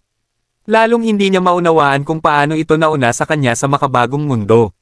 Sa bawat segundo na lumilipis, lalo niyang nararamdaman ang agwat sa pagitan nilang dalawa. Ramdam niya na bago pa lamang siya. Sa mundong ito, samantalang si Okeyon, sa kabila ng panlabas na anyo na hindi nagbago, ay tila matagal nang namumuhay sa bagong panahon. Hindi na nagpatumpik-tampok pa si Chiek Ryujium at agad niyang tinanong ang pinakamahalagang bagay na pumapasok sa kanyang isipan. Ang pagdating ba natin sa hinaharap ay bahagi ng iyong plano? Sa halip na magpakita ng seryosong reaksyon, isang mapanuksong tawa ang lumabas mula kay Okeyon. Tila ba aliw na aliw siya sa tanong ng kanyang dating kalaban. Hindi siya agad sumagot, hinayaan niyang lumipas ang ilang segundo bago niya marahang inilapag ang kanyang tasa sa mesa. Sa isang malamyos ngunit tiyak na boses, sinabi niya, malabong iyong mangyari. Ang sagot na iyon ay hindi na ikinagulat ni Chiek Ryujium. Sa loob-loob niya, inaasahan na niya ito. Kung totoong ang planado ang lahat, dapat ay mayroon siyang naunang bakas na makikita sa mga kilos ni Okeyon noon pa man. Ngunit ang sagot na ito ay hindi nakatulong upang mapawi ang kanyang pagkalito, sa halip lalo lamang siyang napuno ng mga tanong. Sa pagkakataong ito, napagtanto ni Chiek Ryujium na may isa pang tanong na hindi niya maaaring palampasin. Isang katanungan na kailangan niyang malaman ang sagot bago pa tuluyang lumayo ang katotohanan sa kanyang mga kamay. Alam niyang ito na ang huling tanong na itatanong niya kay Okeyon, kaya umaasa siyang makakakuha siya ng diretsahang sagot. Sa isang matigas ngunit seryosong tinig, muli siyang nagtanong. Narito rin ba ang babaeng pinoprotektahan ko? Saglit na nanahimik si Okeyon. Isang makahulugang ngiti ang lumitaw sa kanyang labi, ngunit sa kabila ng kanyang reaksyon, walang mababakas na kahit anong pagkagulat o pagtataka sa kanyang mukha. Para bang matagal na niyang inaasahan ang tanong na iyon. Sa halip na sumagot ng direkta, nagbigay siya ng isang sagot na mas lalong nagpalabo sa sitwasyon. Huwag kang magtanong na para bang itinago ko siya.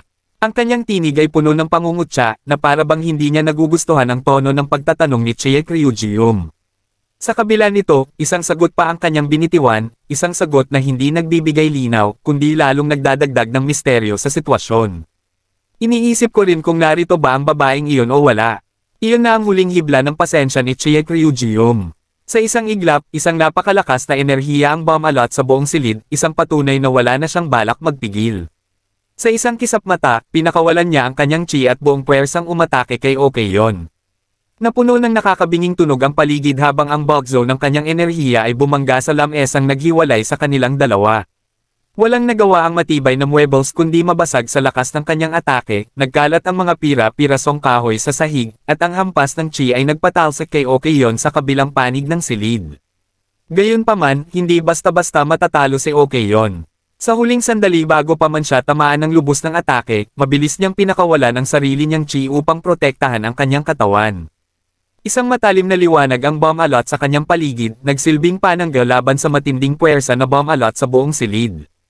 Ngunit sa kabila ng depensa niyang ito, hindi niya pa rin naiwasang tumalsik paatras, pilit pinapanatili ang kanyang balanse habang nakaupo. Sa lakas ng enerhiyang nagbanggaan, nagkaroon ng matinding dagindong sa paligid at bumaon si Okeyon sa dingding. Isang malalim na bitek ang nabuo sa sementong pader, at ilang bahagi nito ang tuluyang gumuho mula sa matinding impact. Ang alikabok at maliliit na debris ay bumagsak mula sa kisame, tila isang patunay ng matinding banggaan ng dalawang makapangyarihang mandirigma. Sa kabila ng pinsalang naganap sa paligid, nanatili si Chie Ryujium na matatag. Nakatayo sa gitna ng gumuhong silid. Ang kanyang mga mata ay nagliliyab sa galit at determinasyon, at sa mabigat na tinig ay binitiwan niya ang kanyang pasya. Ngayon, alam ko na ang lahat. Ako na mismo ang baalang maghanap ng kasagutan sa aking mga tanong. Hindi na niya kailangan ng paliwanag mula kay Okeyon, sa puntong ito, nais na niyang kunin ang sagot sa pamamagitan ng kanyang sariling kamay. Ngunit bago pa siya muling makagalaw, isang bagay ang agad niyang napansin, isang bagay na hindi niya inaasahan. Mula sa guho ng pader, unti-unting lumitaw si Okeyon. Ang kanyang posture ay hindi natinag, at ang kanyang mukha ay hindi man lang nagpakita ng kahit anong bakas ng sakit. Wala ni isang galo sa kanyang katawan, at tila ba hindi man lang siya naapektuhan ng atakeng iyon. Habang unti-unting lumalabas si Okeyon mula sa nawasak na pader, isang mapanuksong ngiti ang lumitaw sa kanyang mga labi. Sa isang malamig ngunit tiyak na tinig, binitiwan niya ang isang pangungusap na lalong nagpaigting sa tensyon sa pagitan nila. Mukhang hamina ka na, mandirigman ng Goryo. Sa mga salitang iyon, isang matinding kumpiyansa ang bumalot kay Okeyon. Batid niyang wala siyang dapat ikatakot kung may pagkakataon man siyang talunin si Chie Ryujium, ngayon na ang tamang sandali. Bago pa man sumiklab ang kanilang laban, pinili ni Okeyon na bigyan ng babala si Chie Ryujium. Alam niyang maaaring wala itong pakialam sa kanyang sasabihin, ngunit nais niya pa ring ipaalam ang isang mahalagang bagay. Sa isang kalmadong tinig, ipinaliwanag niya na wala itong dapat ipag-alala pagdating sa mga taong nasa labas ng silid na iyon. Ginamit niya ang kanyang natatanging kakayahan upang ikubli ang kanilang presensya sa pamamagitan ng isang ilusyon. Sa paningin ng ibang tao, akalain lamang nilang isang normal na pag-uusap ang nagaganap sa pagitan ng dalawang magkaibigan, isang mapayapang pagpupulong na walang halong tensyon o panganib. Walang pag-aalinlangan, mabilis na sumugod si Okeyon patungo kay Chie Ryujium, handang tapusin ang laban sa isang mabilis na pag-atake. Gayunpaman, bigla siyang natigilan sa kalagitnaan ng kanyang paglapit nang biglang magsalita ang kanyang kalaban. Sa isang tiyak at matatag na tinig, sinabi ni Chie Ryujium ang isang bagay na nagpaantala sa kilos ni Okeyon. Alam kong hindi ikaw ang tunay na Okeyon. Saglit na bumagsak ang katahimikan sa pagitan nila. Sa kanyang pagkapigil sa gitna ng pag-atake, agad na itinanong ni Okeyon kung ano ang ibig sabihin ni Chie Ryujium sa kanyang sinabi. Subalit, hindi na nagpaikot-ikot pa ang ating bida. Sa halip na makipagtalo, inilabas niya ang kanyang matibay na pasya, siya mismo ang maghahanap ng sagot sa kanyang mga tanong, at hindi niya ito ipapaubaya sa isang taong nagtatago sa anino ng kanyang kaaway. Sa isang matalim na tingin, ipinaliwanag niya ang dahilan kung bakit siya nakasigurado na hindi niya tunay na kalaban ang kaharap niya ngayon. Bagamat matagumpay nitong naitago ang kanyang chi upang hindi siya mabuko, isang maliit na bahagi nito ang lumabas noong sinubukan niyang depensahan ang kanyang sarili laban sa atake kanina. At sa sandaling iyon, malinaw na malinaw sa pandaman ni Chiek Ryujium, ang enerhiyang iyon ay hindi ang chi ng tunay na Okeyon. Sa narinig niyang paliwanag, hindi napigilan ng impostor ang mapabilib sa ipinakitang galing ng ating bida. Ang ganitong antas ng kakayahang basahin ang enerhiya ng isang tao ay bihirang-bihira lamang makita. Nakangiti siyang tumayo ng diretso, sa kaunti-unting ibinaba ang kanyang depensa. Sa isang iglap, isang kakaibang liwanag ang bumalot sa kanyang katawan, at kasabay nito, naglaho ang anyong kanyang pinapakita. Unti-unting lumitaw ang tunay niyang pagkatao, isang anyong hindi inaasahang makikita ni Chiek Ryujium sa lugar. Na ito, habang pinagmamasdan niya ang taong nasa kanyang harapan, isang malalim na emosyon ang bumalot sa kanyang isipan, hindi lamang ito pagkagulat, kundi isang matinding pagkadismaya at pagtataka. Hindi niya inaasahan na sa kanyang muling paggising sa mundong ito, ang una niyang makakaharap ay hindi ang tunay na Okeyon, kundi isang taong minsan nang nagsilbing kanang kamay nito. Sa harapan niya ngayon ay hindi ang kanyang matagal ng kaaway. Ang taong nasa kanyang harapan ay si Yeon Anhai, ang pinakatapat at pinakamalapit na alagad ni Okeyon. Naaalala pa ni Chiek Ryujium ang araw kung kailan sumiklab ang madugong rebelyon. Isang trahedyang nag-iwan ng matinding marka sa kanyang isipan at nagdala ng hindi mabilang na sakripisyo. Sa mga sandaling iyon, isang matayog na bangin ang nagsilbing huling hantungan ni Yeon Anhai, ang babaeng minsan niyang nakaharap sa isang labanan na itinuring niyang ganap nang natapos. Alam niyang siya mismo ang nagbigay ng huling dagok na nagpabagsak sa tusong babaeng ito. Gamit ang sarili niyang kamay, pinatahimik niya ito noon sa gitna ng kaguluhan, dahilan kung bakit hindi niya matanggap na muling makita itong buhay at humihinga sa harapan niya ngayon. Nang marinig ni Yeon Anhai ang mabibigat na salitang binitiwan ni Chiek Ryujium, hindi niya maiwasang makaramdam ng bahagyang hiya at pagkalito. Maging siya mismo ay hindi makapaniwala na nakatakas siya mula sa bitag ng kamatayan. Ang dapat sana'y kanyang huling sandali ay nauwi sa isang bagong kabanata, isang bagong buhay na ngayon nagdala sa kanya sa ganitong sitwasyon. Hindi nagtagal, nagsimula siyang magsalita, ipinaliwanag ang kanyang tunay na dahilan kung bakit siya naruroon. Sinabi niya kay Chiek Ryujium na tulad ng pagkakakilala nito kay Yoonwoo, ang tanyag na aktor na kilala sa buong mundo, ay ganoon din si Okeyon, sapagkat ang dalawang ito ay iisa. Si Yoonwoo ay isang katauhan lamang, isang huwad na anyo na ginagamit ni Okeyon upang makihalubilo sa modernong mundo. Habang abala ang kanyang Panginoon sa pagpapatupad ng kanyang mga matatayog na plano, si Yeon Anhai ang naatasang magpanggap bilang siya, nagsisilbing isang anino sa halip na mismong katawan ng kanilang dakilang pinuno. Dahil dito, isang matinding hamon ang ipinasan sa kanyang mga balikat. Marami siyang responsibilidad na kailangang gampanan, at ngayong nasa harapan na niya ang dating pinakamalakas na mandirigma ng Goryeo, isang hindi inaasahang pagkakataon ang bumungad sa kanya. Isang oportunidad na hindi niya maaaring palampasin. Alam niyang nalalapit na ang oras upang bumalik siya sa kanyang tunay na tungkulin, at nais niyang umalis na may isang tagumpay sa kanyang mga kamay. Sa isang mariing tinig, ipinahayag ni Yeon Anhai na oras na upang harapin niya ang taong minsang bumura sa kanya sa kasaysayan.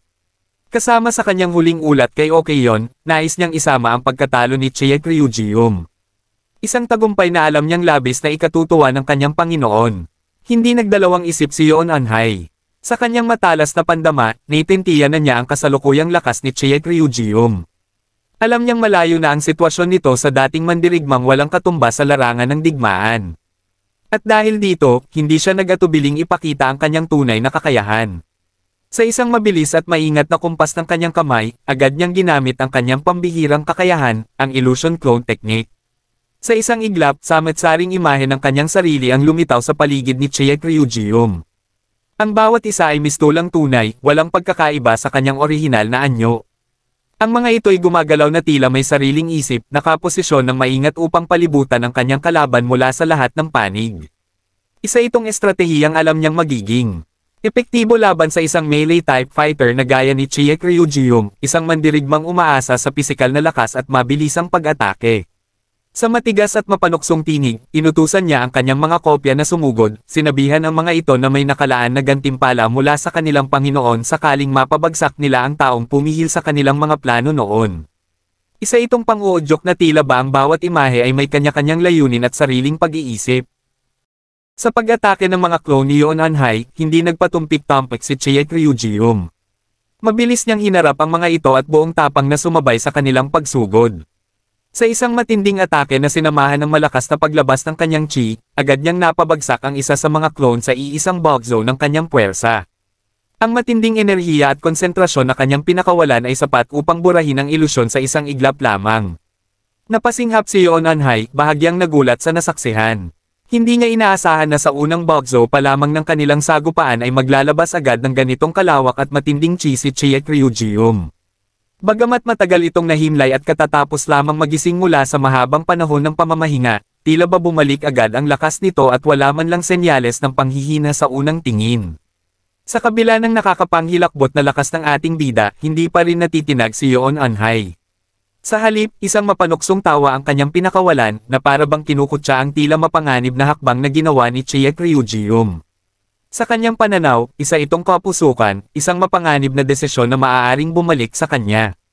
Ayon sa kanyang pagkaunawa, ang biglaang pagpapalabas ng labis na chi sa simula pa lamang ng laban, lalo na para sa isang katawan na matagal nang walang aktibong paggamit ng enerhiya, ay maaaring magdulot ng masamang epekto. Alam niyang hindi madaling makarecover ang isang katawan na matagal na nahimlay, at siguradong may kapalit ang ganitong uri ng aksyon. At hindi siya nagkamali. Sa isang iglap ay napansin niyang bahagyang nanghihina si Chie Ryujium. Halata sa kilos nito na hirap pa ring ipunin at kontrolin ang kanyang enerhiya. Ang katawan nito ay hindi pa ganap na sanay sa biglaang pagbabalik sa pakikipaglaban. Subalit, sa kabila ng paghihirap na iyon, sa isang maliksing galaw ay muli na namang napabagsak ni Chie Ryujium ang isa pang clone sa pamamagitan ng isang mabilis ngunit makapangyarihang atake na sinamahan ng chi. Muling nabigla si Yeon Anhai sa kanyang nasaksihan. Hindi niya lubos maisip na sa kabila ng kondisyon ng katawan ni Chie Ryujium ay nakakakilos pa rin ito ng ganoon kaepektibo at makapangyarihan. Bagamat pagod at halatang bumabawi pa ng lakas, hindi pa rin matatawaran ang likas na galing ng mandirigmang ito. At dito na bumalik ang kumpiyansa ng ating bida. Sa gitna ng madilim na labanan, hindi niya pinalampas ang pagkakataon upang siya naman ang mamutya. Sa malamig ngunit mapanlinlang na tingin, ipinahiwatig niya na magkaibang antas silang dalawa, na ang sukatan na ginagamit ni Yeon Anhai ay hindi kailanman aangkop sa kanya. Para kay Chie Ryujium, ang lakas ng isang tunay na mandirigma ay hindi lamang nasusukat sa dami ng chi o tagal ng pahinga, kundi sa tapang, disiplina, at determinasyon na patuloy na isinasabuhay sa bawat hampas ng kamao. Muli na namang kumilos si Chie Ryujium gamit ang isang sandatang na dampot lamang niya sa kung saan. Sa kabila ng pagiging pansamantala at hindi formal na armas, naging epektibo ito sa kanyang mga kamay. Sa bilis ng kanyang mga galaw at sa lakas ng kanyang mga atake, winakasan niya ang mga natitirang clone ni Yeon Anhai. Isa-isa, parang mga aninong nawawala sa hangin, naglaho ang mga ito matapos tamaan ng kanyang mabibigat na hampas. Sa loob lamang ng ilang sandali, ang buong batalyon ng ilusyon ay tuluyan ng nabura. Hindi nagtagal, maging ang orihinal na si Yeon Anhai ay nabiguring tumagal sa kanyang harapan. Sa isang mahusay na pag-atake, pinabagsak siya ng ating bida. Muling nagulantang si Yeon Anhai sa bilis at lakas ng ipinamalas ni Chie Ryujium. Hindi niya inakala na matapos ang matagal na pagkakahimlay ng mandirigmang ito, ay ganito pa rin ito kalakas, tila hindi man lang naapektuhan ng paglipas ng panahon ng kakayahan nito sa pakikidigma. Isa-isang naglaho ang mga clone na nilikha ng kontrabidang babae, at sa huli, wala na siyang nagawa kundi tanggapin ang kanyang pagkatalo. Sa gitna ng pagkawasak ng paligid at ang pag-iral ng katahimikan pagkatapos ng sagupaan, mariin niyang hiningi kay Chie Ryujium na tapusin na siya agad. Para sa kanya, ang mamatay sa kamay ng isang mandirigmang tulad ni Chie Ryujium ay isang marangal na pagtatapos. Gayunman, may ibang plano ang ating bida. Tinanggihan ni Chie Ryujium ang hiling na ito. Para sa kanya, matagal nang tapos ang kwento ng kanilang laban, matagal na niyang napatay si Yeon Anhai sa nakaraan, at wala na siyang balak na ulitin pa iyon. Sa paningin niya, ang pagkatalo ng babae ay sapat ng parusa, at ang katotohanang buhay pa ito sa kasalukuyang panahon ay isa ng palaisipan. Gamit ang malamig ngunit matalim na tinig, tinanong niya si Yeon Anhai kung paano nito nagawang mabuhay at makarating sa hinaharap matapos ang laban nila noon. Bagamat galit sa kinahinatnan ng kanyang sitwasyon, ay pinilit pa rin ni Yeon Anhai na sagutin ng maayos ang tanong ng ating bida. Inamin niya na kahit siya mismo ay naniwala ng tuluyan na siyang namatay noong araw ng kanilang labanan. Ramdam niya noon ang tuluyang pagkawala ng kanyang buhay habang siya ay nahuhulog mula sa mataas na bangin, tagos hanggang kaluluwa ang mga sugat na kanyang tinamo mula kay Chie Ryujium.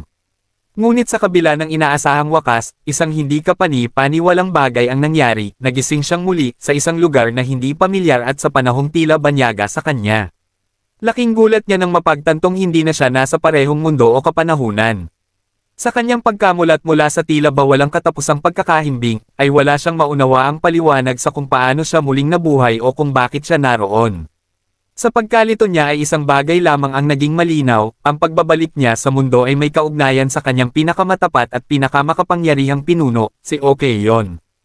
Aniya, sa hindi pa rin niya ganap na nauunawa ang paraan, si Okeyon ang nagbigay daan sa kanyang pagbabalik at siya rin ang nagdala sa kanya sa kasalukuyang panahon.